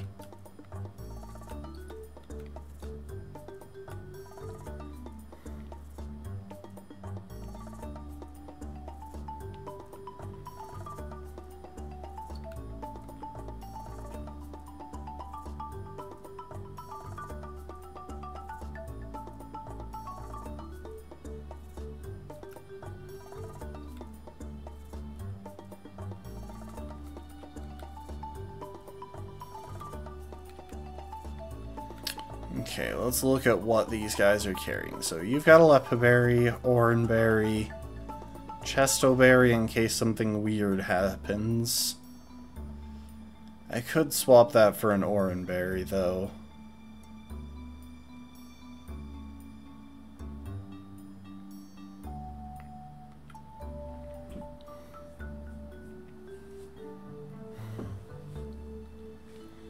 Lepaberry, Oranberry...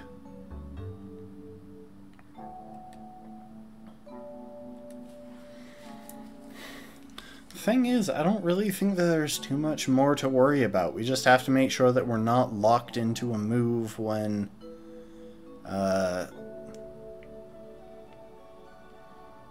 slacking comes out.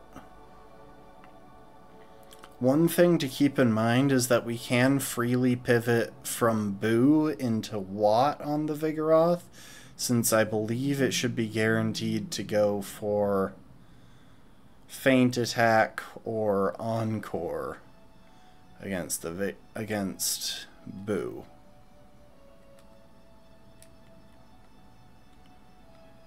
Which means we could do some potential stall things there, or lock it into a move that can't cause us any trouble.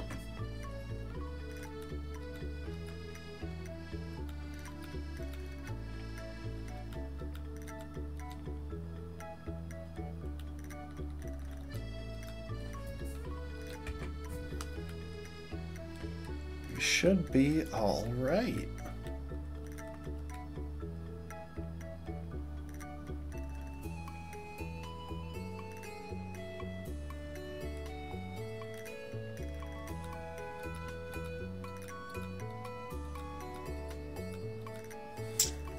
Okay. Let's bring back the fight music.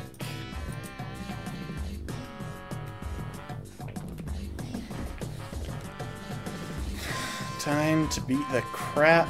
Oh, thank you for the hydrate, Lastborn. I don't think I saw it when it first happened.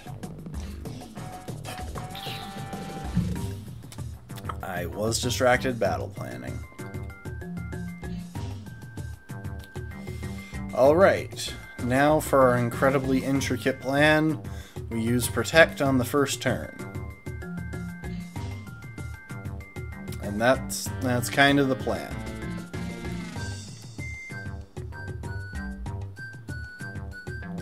We're gonna set up a few curses.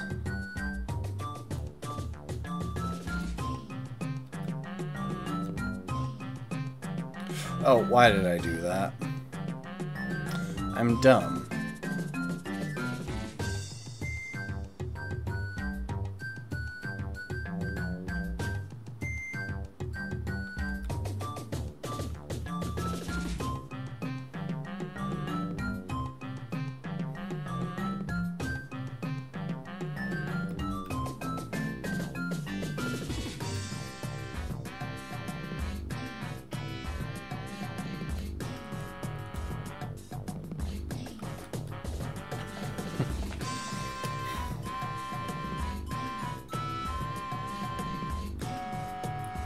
Okay, let's try this again. Come in on a loafing turn. Use Protect.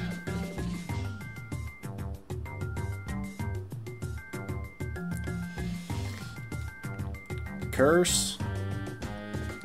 Next turn we'll Protect.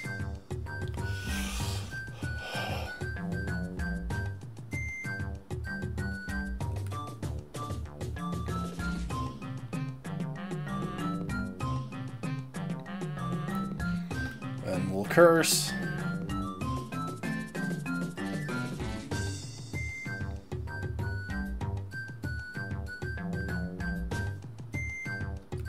Then we'll Protect.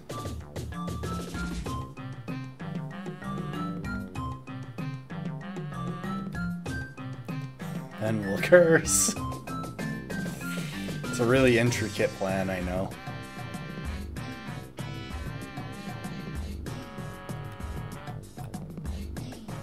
Then we'll Protect.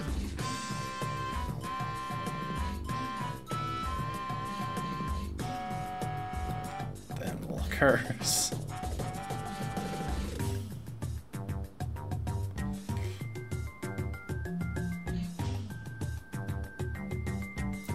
Then we'll Protect.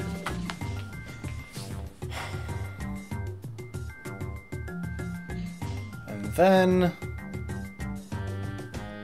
Flamethrower.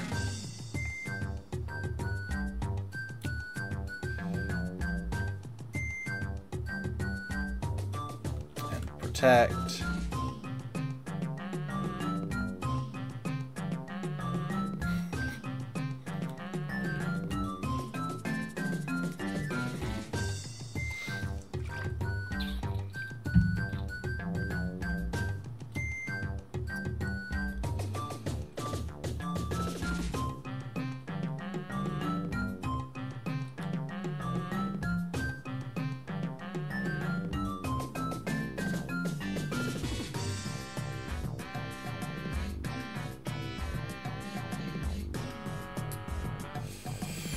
Now I want to see, how does loafing interact with using items? So, Truant.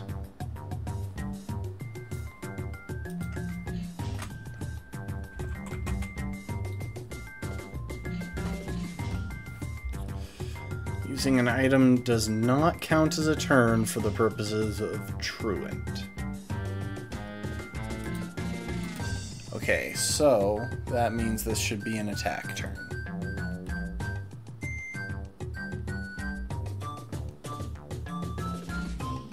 Crap. I am going to risk the double Protect. Dang it.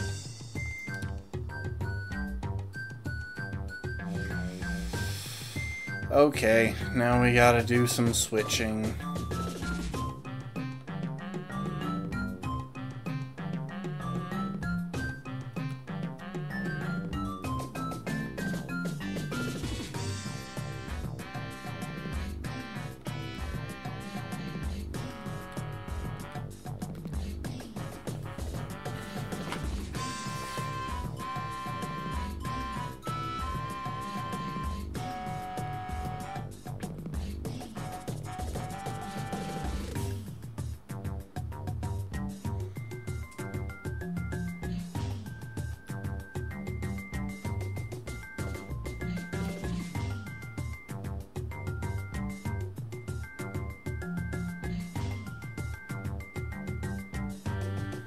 Okay, we'll use our Lepa Berry to restore our PP.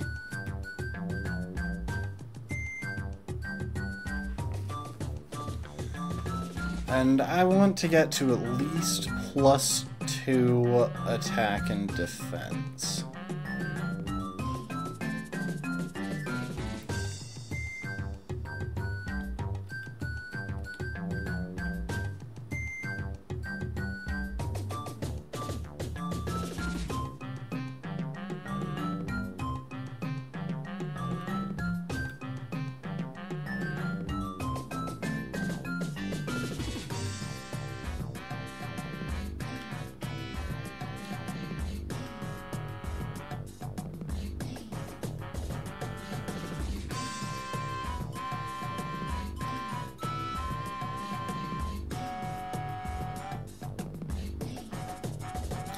Oh, I thought he was going to use an item. That could have gone badly if he had used a different move.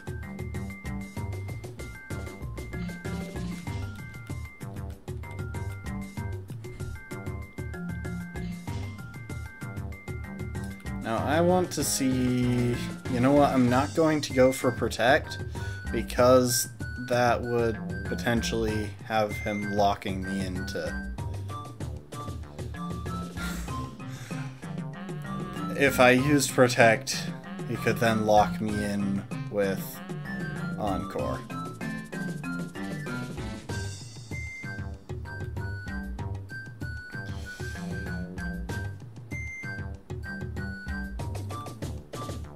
Okay, he didn't go for Encore either of those turns.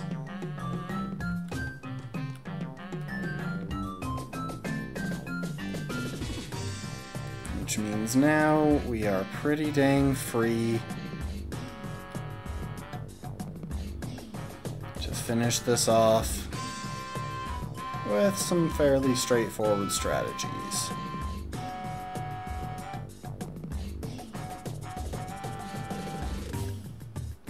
This should be a pretty solid 3-hit KO. Unless he goes for a Hyper Potion on this one. Which could happen. Does he have 1 or 2? He has 2, so he just didn't use the other one.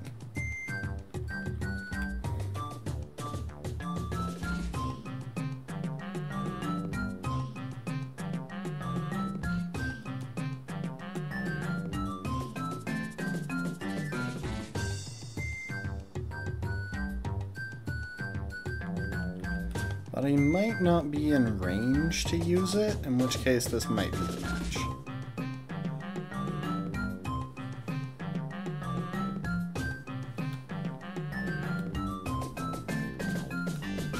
Nicely done, Bowsette. I can't believe it, I lost to Daisy. Who are you? RT Game?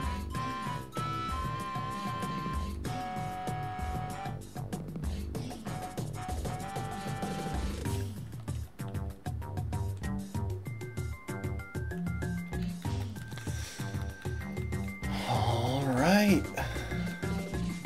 Let's go get the TM for Surf, and then we will... I can't recall if...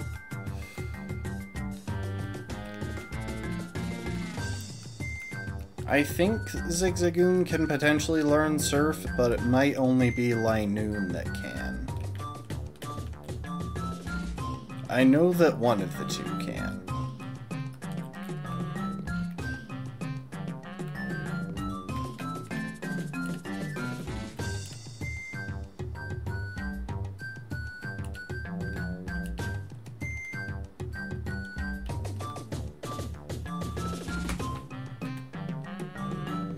Okay.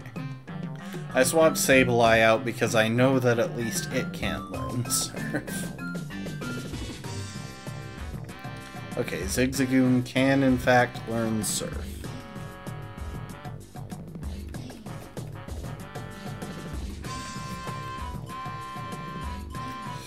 Oh, you know what? I just realized we could also go and get the TM for Toxic.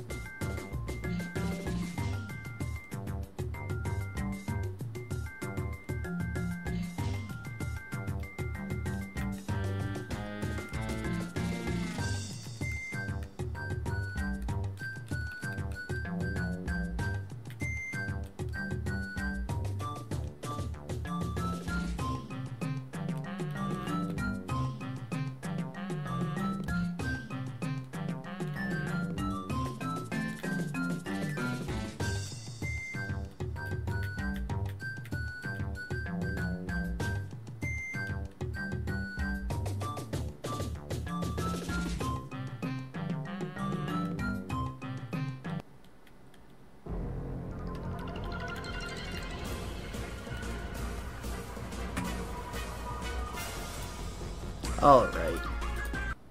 We'll save that battle music for another major match.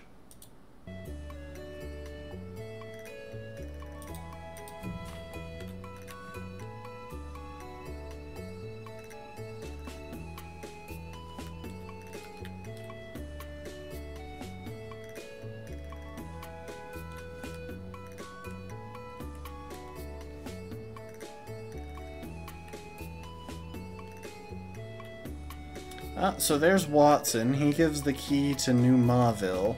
So we have some side questing that we could potentially do if we wanted to.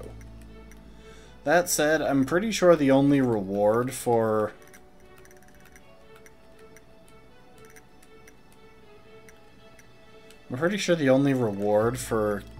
doing that is a Thunderbolt TM, and we can already get as many of those as we want from the game corner, so... you know, who cares? Anyway.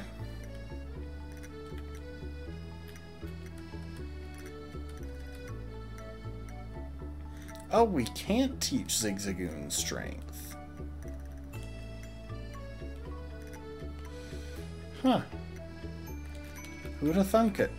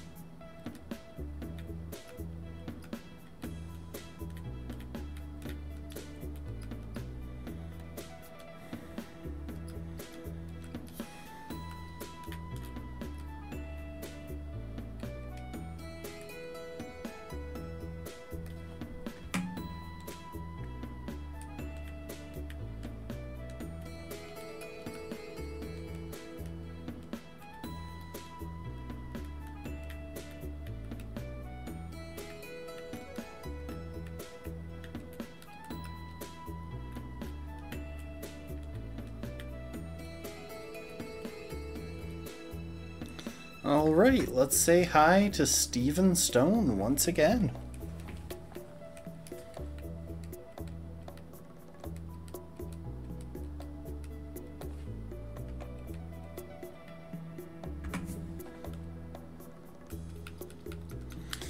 Okay, for this next bit, we actually need to be a little bit careful.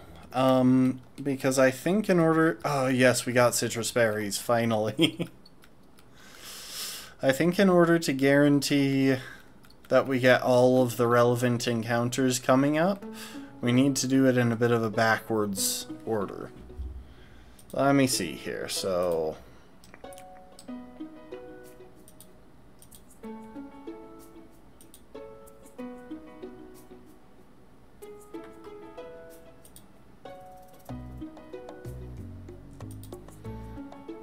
Ah, Route 118. Okay, so on this route, there is a 1% Kecleon encounter. And anything else that I need to be aware of? So it might be reasonable. Okay, we might just want to get that Kecleon encounter right off.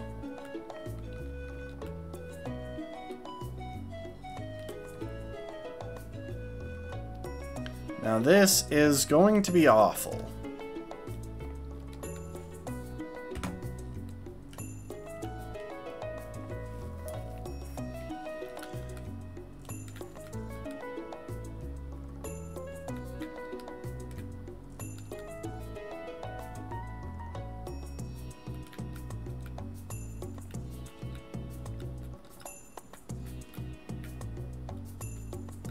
Hang on, who is our fastest Pokemon? It is Watt, right?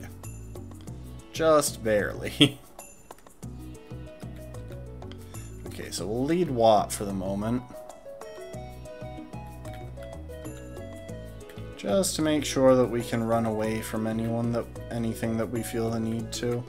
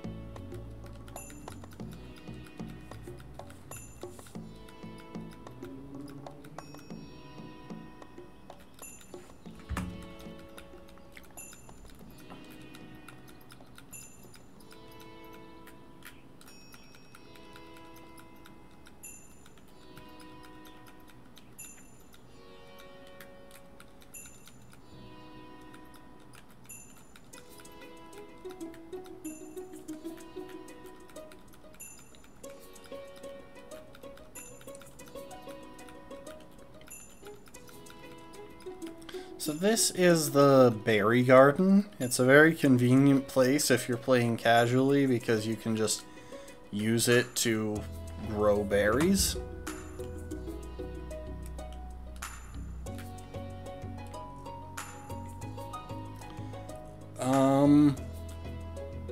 The way that we're playing, it's less useful.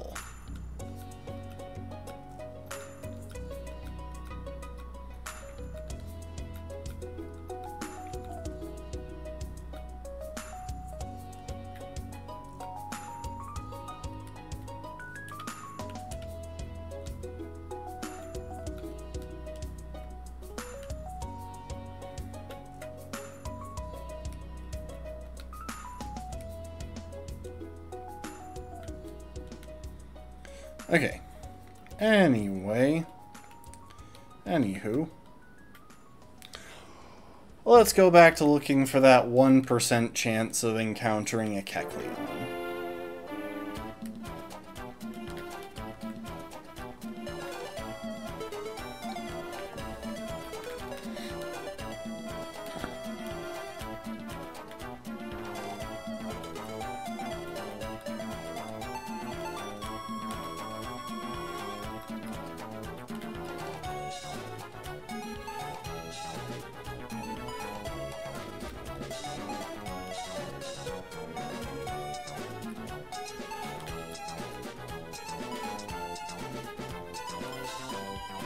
We're gonna be here for a minute.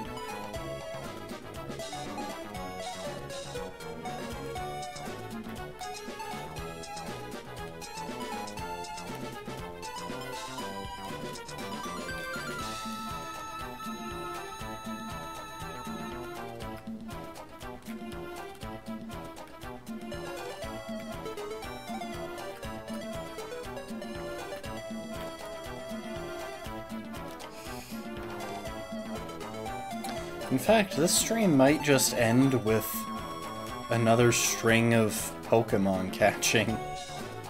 It could happen. I don't think it will, because we have the entire Weather Institute that we need to get through before we can even make it to Fortree. And I have a feeling that's going to be how we start next time.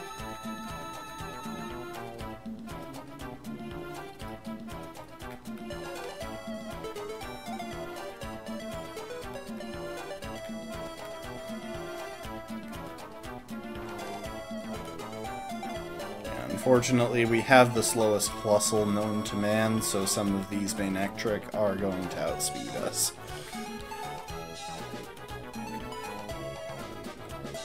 In fact, I imagine that quite a few of these Manectric are outspeeding us, and we're just not getting unlucky enough to get to be unable to flee.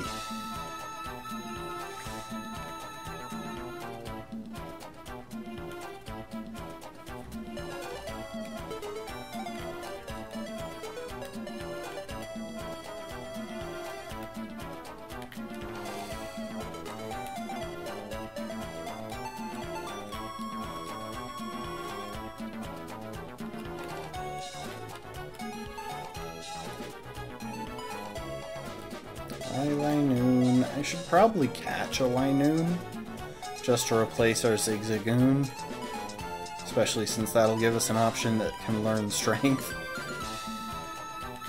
I think. I'm pretty sure that Linoon can learn Strength, whereas Zigzagoon can't.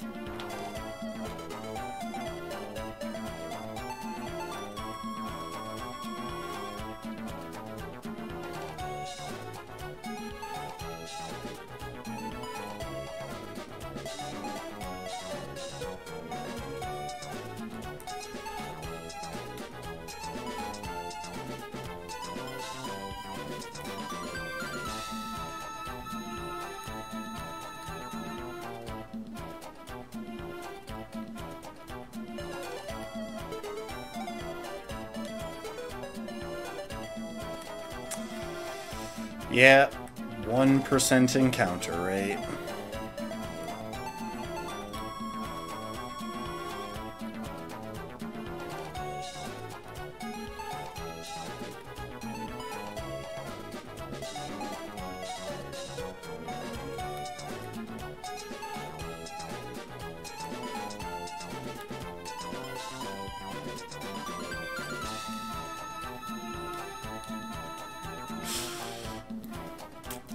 I remember the last time we were fishing for a 1% encounter rate Pokemon. In the Nuzlocke, we had that 1% chance to encounter Yanma on the one route where we could find it. I was terrified that I would accidentally not catch it. Like, that I would accidentally flee from it when it showed up just by muscle memory. And that is part of the reason that I am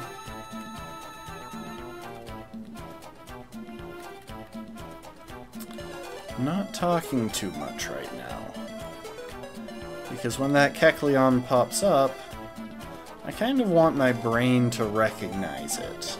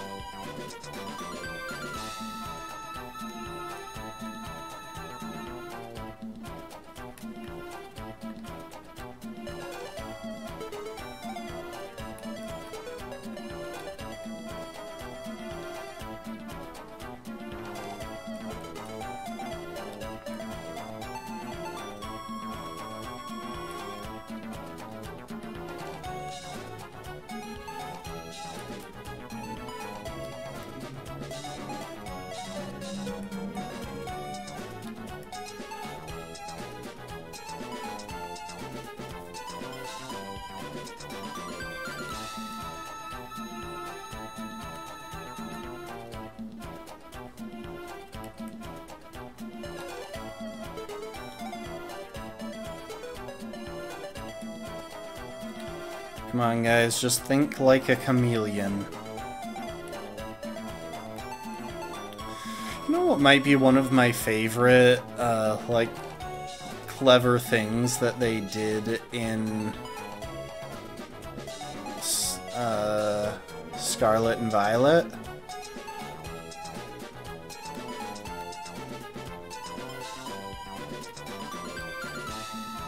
Oh my gosh, I have an item for this.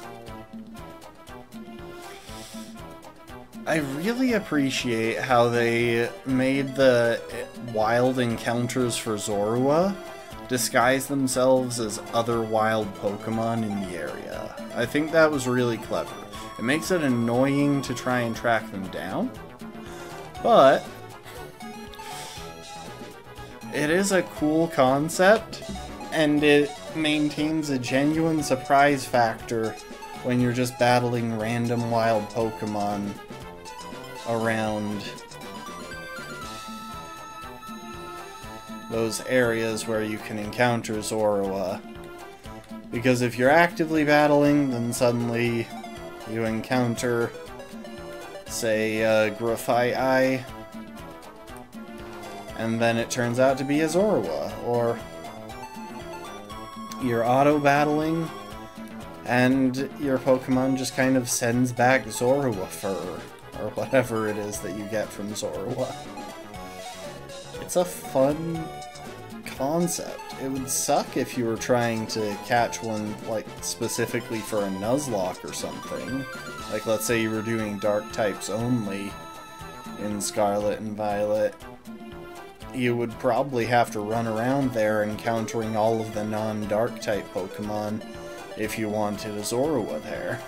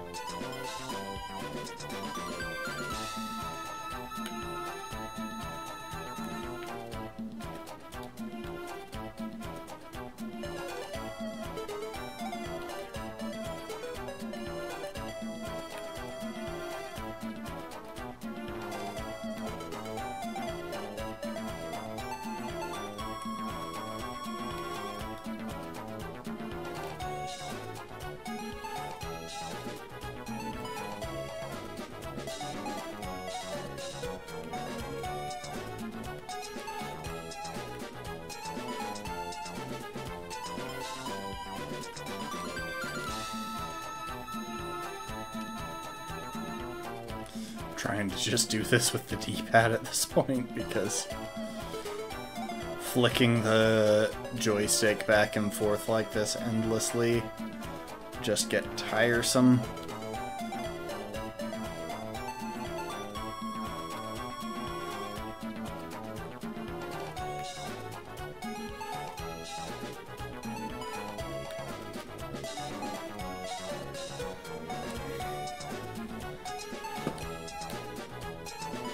Come on, Kecleon, please, I am begging you.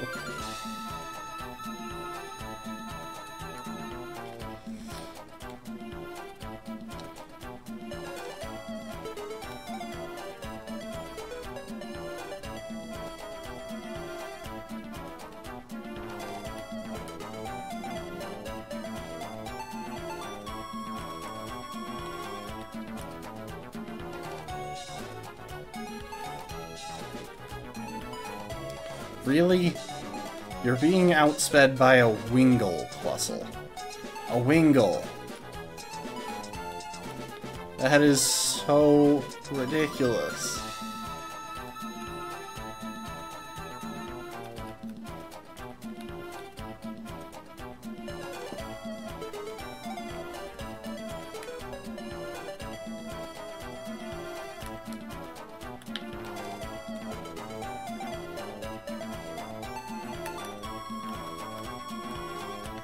Where are you, Kecleon?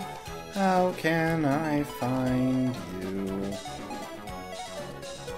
Why have you gone away and hid?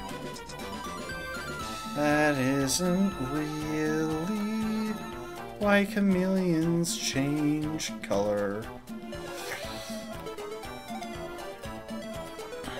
I can't think of a rhyme.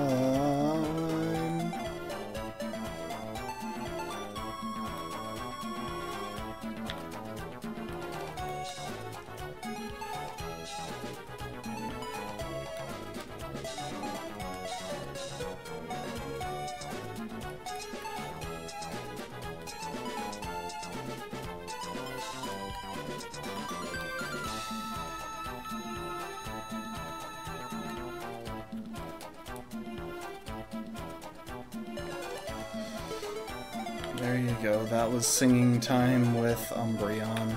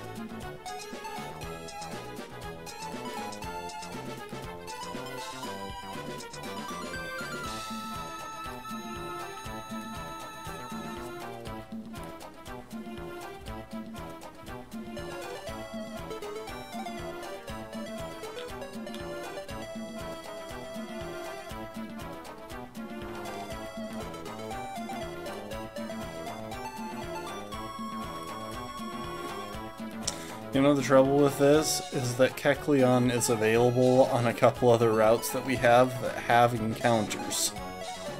So we have to get Kecleon here to protect the Pokemon that are only available on those routes from getting Dupes Claused out by Kecleon.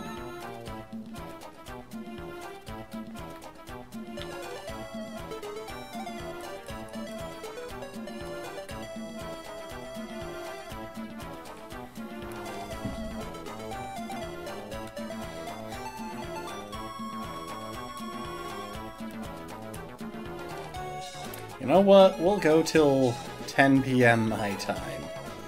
And if we don't get our Kecleon by then, we might just call it for the night. Because I don't know how long I'm prepared to stick around here.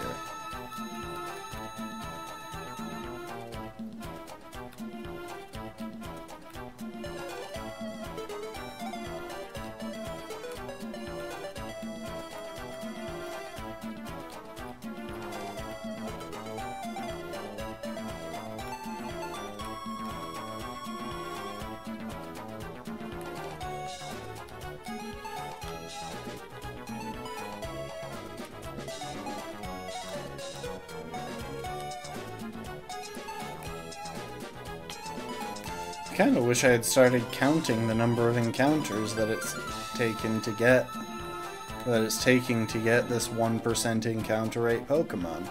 On average, it should take roughly 100.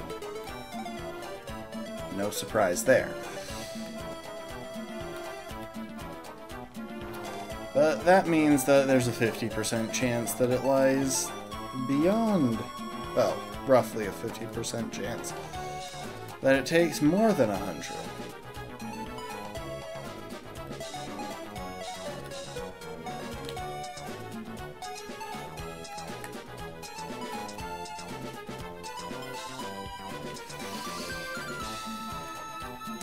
And I'm pretty confident that we're already past 100. So I'm getting an encounter like every, what, 10 seconds? We've been doing this for how long?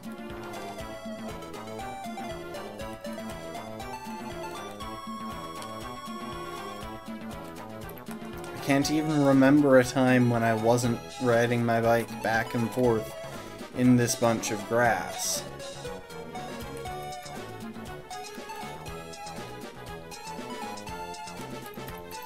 You know, I've noticed that Pokemon players tend to be a bit of a superstitious bunch.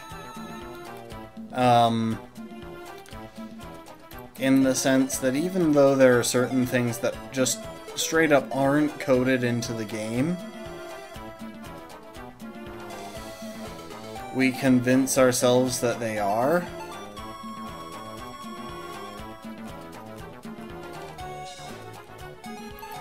To explain away stuff like this happening, where we're just chasing encounters endlessly and not getting the one Pokemon that we're trying to find. I remember, so one of my favorite Pokemon of all time is Surskit.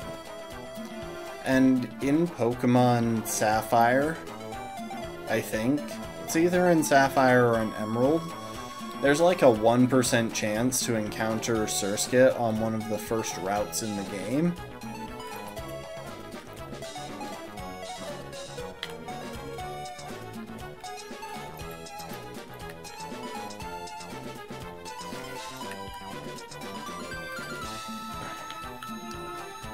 And then there isn't another chance to encounter Surskit for like 2/3 of the game past that. Like there's one spot past the next town that we're going to reach in this playthrough that you can encounter Surskit. And that's like it. So that's after 5 or 6 gyms.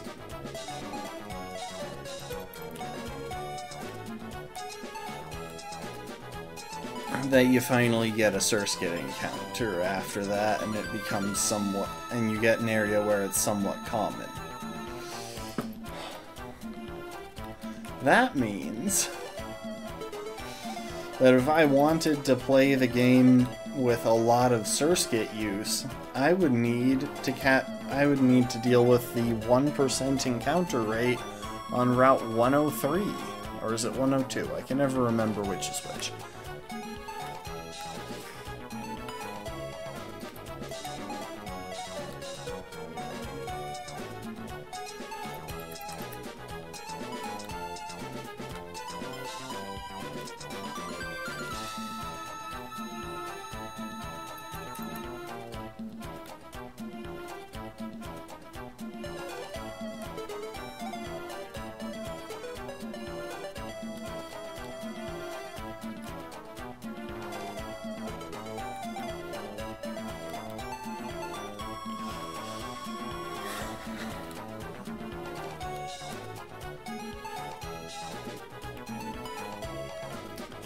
And I did it more than once. I did the grinding for that 100% or that 1% Surskit encounter on cartridge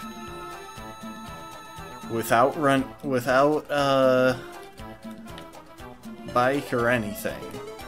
Just me, my running shoes, and some Pokeballs, trying to track down and capture the rarest early game Pokemon there is in Hoenn.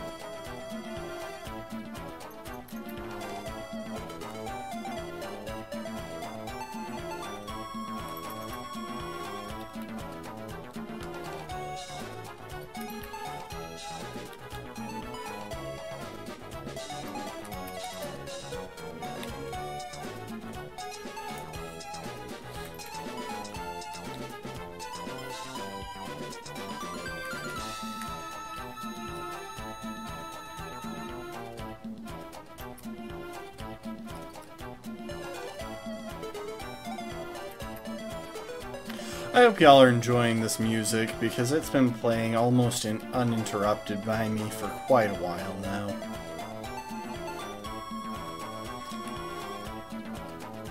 And to be fair, I'm a big fan of this music. It's from the Thousand Year Door, and that's just... that game has such a classic soundtrack, and it's very nostalgic for me. But for y'all, I can imagine that the loop might be getting old by now. Of course, I don't really know for sure how much of the music you can hear. I don't know if it's too quiet or too loud.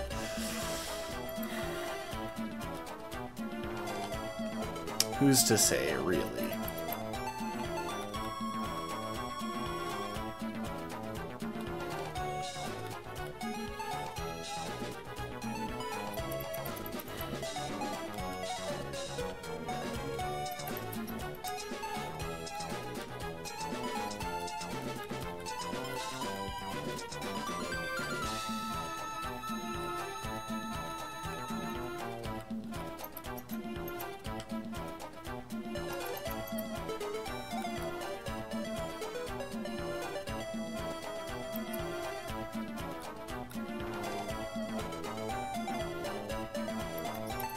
Come on, Kecleon, I know you're here.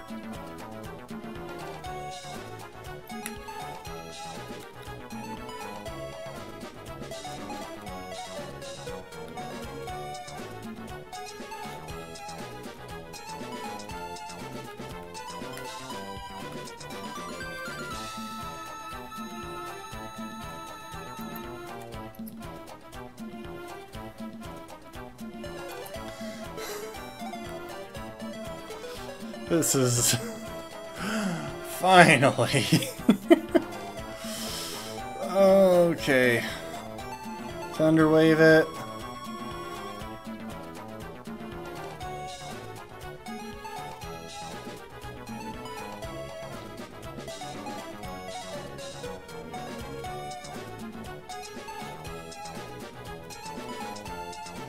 Swap in Boo. Feint attack it. Oh, that was a crit.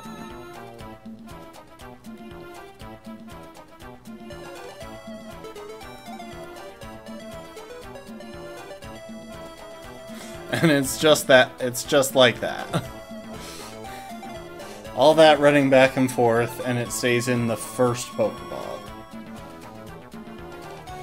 Anyway, you're Luigi. Welcome to the team.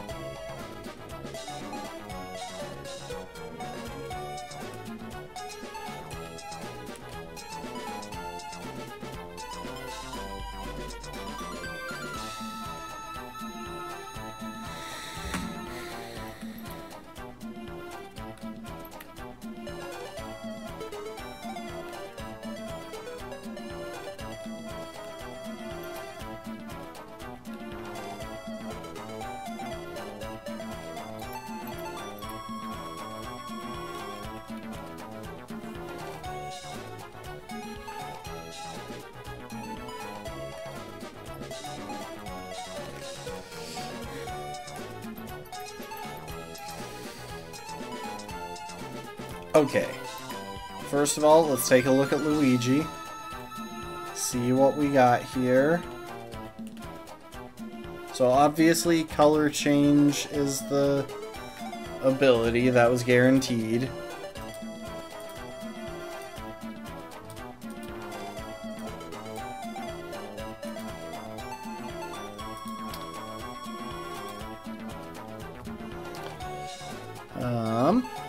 Feint attack, Fury Swipe, Psybeam, and Screech. Pretty standard. I don't think there's anything especially interesting in its moveset quite yet. At 31 it learns Slash, however I will probably just teach it Secret Power instead.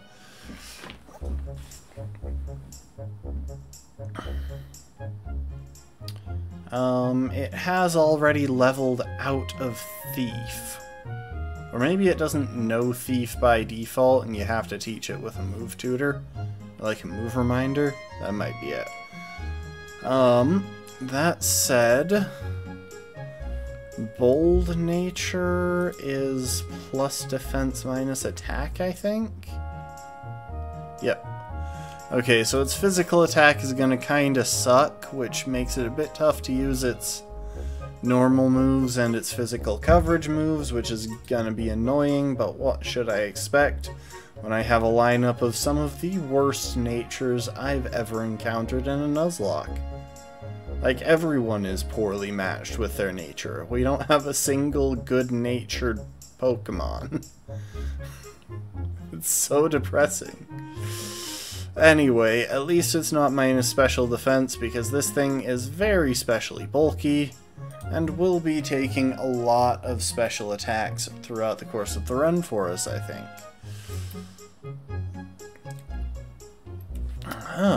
With that said, can we sneak one more encounter in before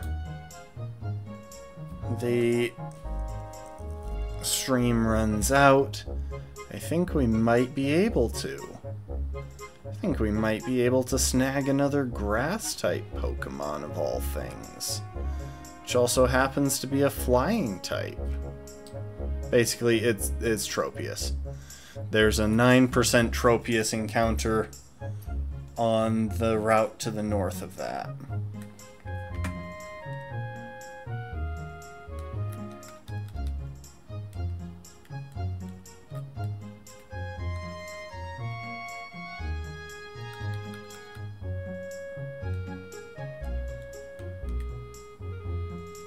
And I might just have to deal with this guy who's spinning, because one of these times he's going to catch us, and I'd kind of prefer to have it happen when I've got my electric type in front for his bird Pokemon.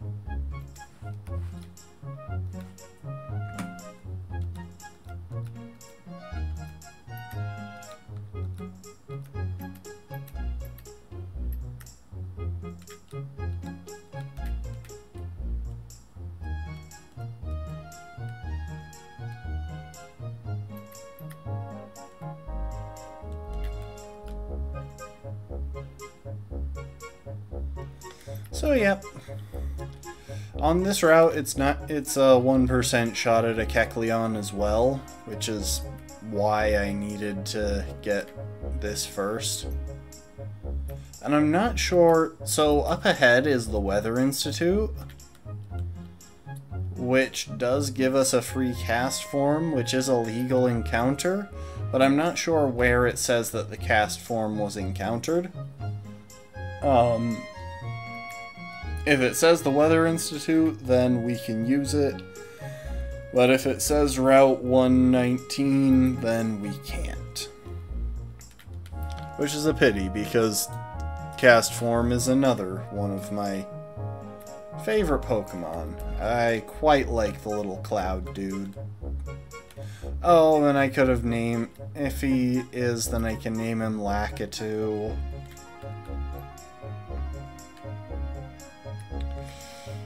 Okay, there's our Tropius. And it looks like it is female. Doesn't really make a difference. I'm naming it Yoshi either way. Boo, you're up.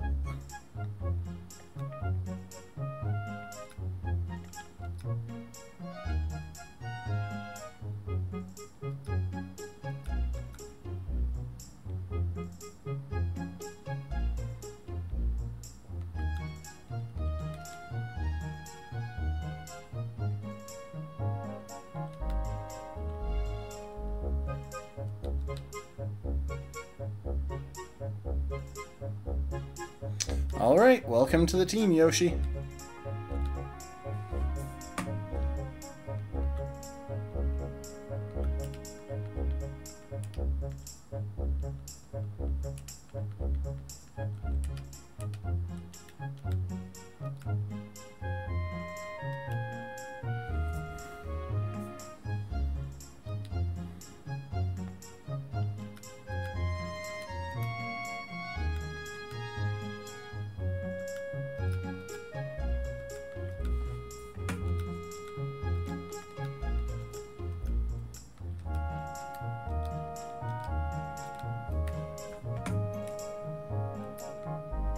And I think that's going to be where we leave the run for today. You know what? We'll get one more battle in. Welcome to the stream, Asking Fora. Hey yourself. I'm afraid you are catching the tail end of it. We've just caught the two immediate encounters that we're faced with for our Nuzlocke, and we are about to call it for the day because I want to make it to the gym. I have been slacking on that far too often recently.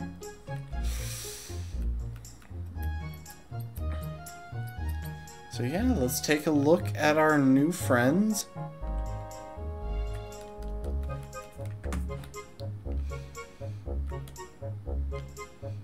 And then we'll save it, and we'll be back on Friday.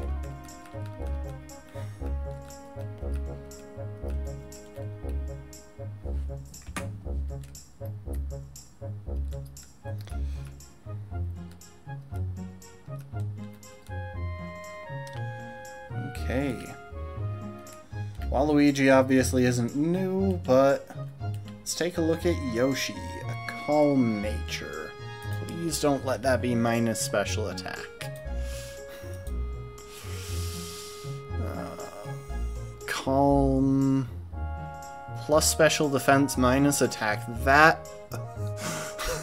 We finally got a good nature on one of our Pokemon, and it's on Tropius. Of course, it's on Tropius. Oh. Oh, that's... You know what? I'll take it. I can't complain. After the number of garbage natures we've gotten in this run, I'm kind of happy to have just one good one. Oh, but why couldn't Tropius be... Why couldn't this have been on a better Pokemon? Why couldn't that have been on Kecleon? Well, no. That still would nerf its attack, which is part of the issue right now. Oh well. You just booted up Scarlet and Violet? Nice. It's been a minute for me. I think the last... I occasionally duck in, but I'm never too driven to complete the Pokédex, so it doesn't... There's not as much motivation to do post-game stuff for me. Okay, we got Yoshi the Tropius, Luigi the Kecleon, Waluigi the Seviper,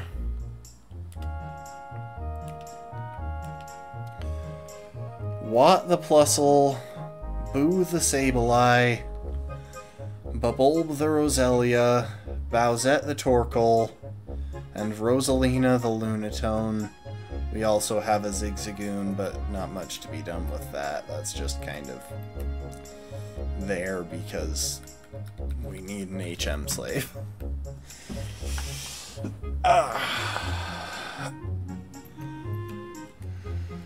And we will work on training up our newbies and getting ready for the next couple of gym battles next time. So we'll be back on Friday afternoon, the usual time. I'm pretty sure I've got my schedule uploaded to Twitch, so if you want to see it, go ahead and check there.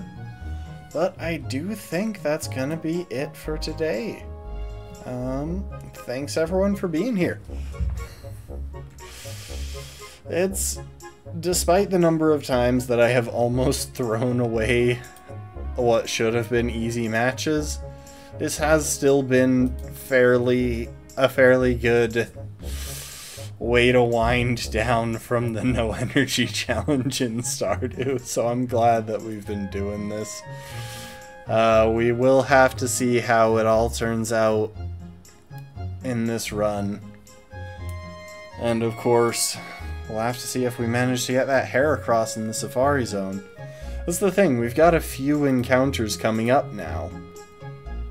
Depending on what it says in the game about where we get it, we might be able to use Cast Form. Once we get past Fortree City, we'll have access to... I think Absol is the only encounter that we don't have a dupe for on Fortree, on 120. Yeah, so it's Absol and Kecleon there, and we can get Absol because we've already locked in Kecleon as a dupe. I mean, or we could hold out and try and get Registeel. No, I'm just kidding. We're not going after the legendaries, even if they're just Registeel. Even if they're just the Reggies, I don't think we'll go for them.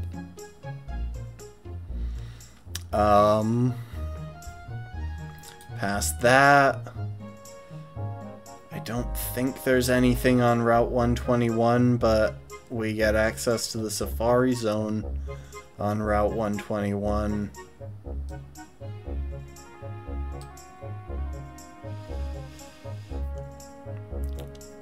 And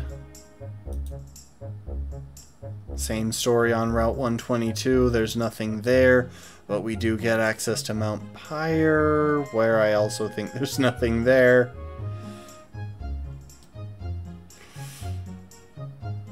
Sorry, I'm just looking ahead a little bit. This is the kind of thing that I wind up doing in between streams, just to be prepared. Yeah, I don't think there's anything on Mount Pyre. Oh, there is! At the very top of Mount Pyre, we get access to Chimecho at a 2% encounter rate. Hooray! As if the 1%, Kecleon wasn't already bad. We get to roll with a 2% encounter. The game is gonna give us a break there for sure. It's not going to take like 300 encounters. Oh yeah, I expect that next time it'll be pretty quickly into the Fortree City Gym, which shouldn't be too terrible since we've got a rock type that can learn Ice Beam and an electric type. That pretty much covers everything that we're going to encounter there. We just have to pace it so that we get Lunatone in safely against Altaria. That's about it. But that's gonna be all, folks. Thanks for being here. I do appreciate everyone chatting and lurking. I hope you enjoyed. I hope y'all had a happy new year, whatever you were doing, and appreciate y'all. Hope to see you next time. Later, folks. Bye. Bye.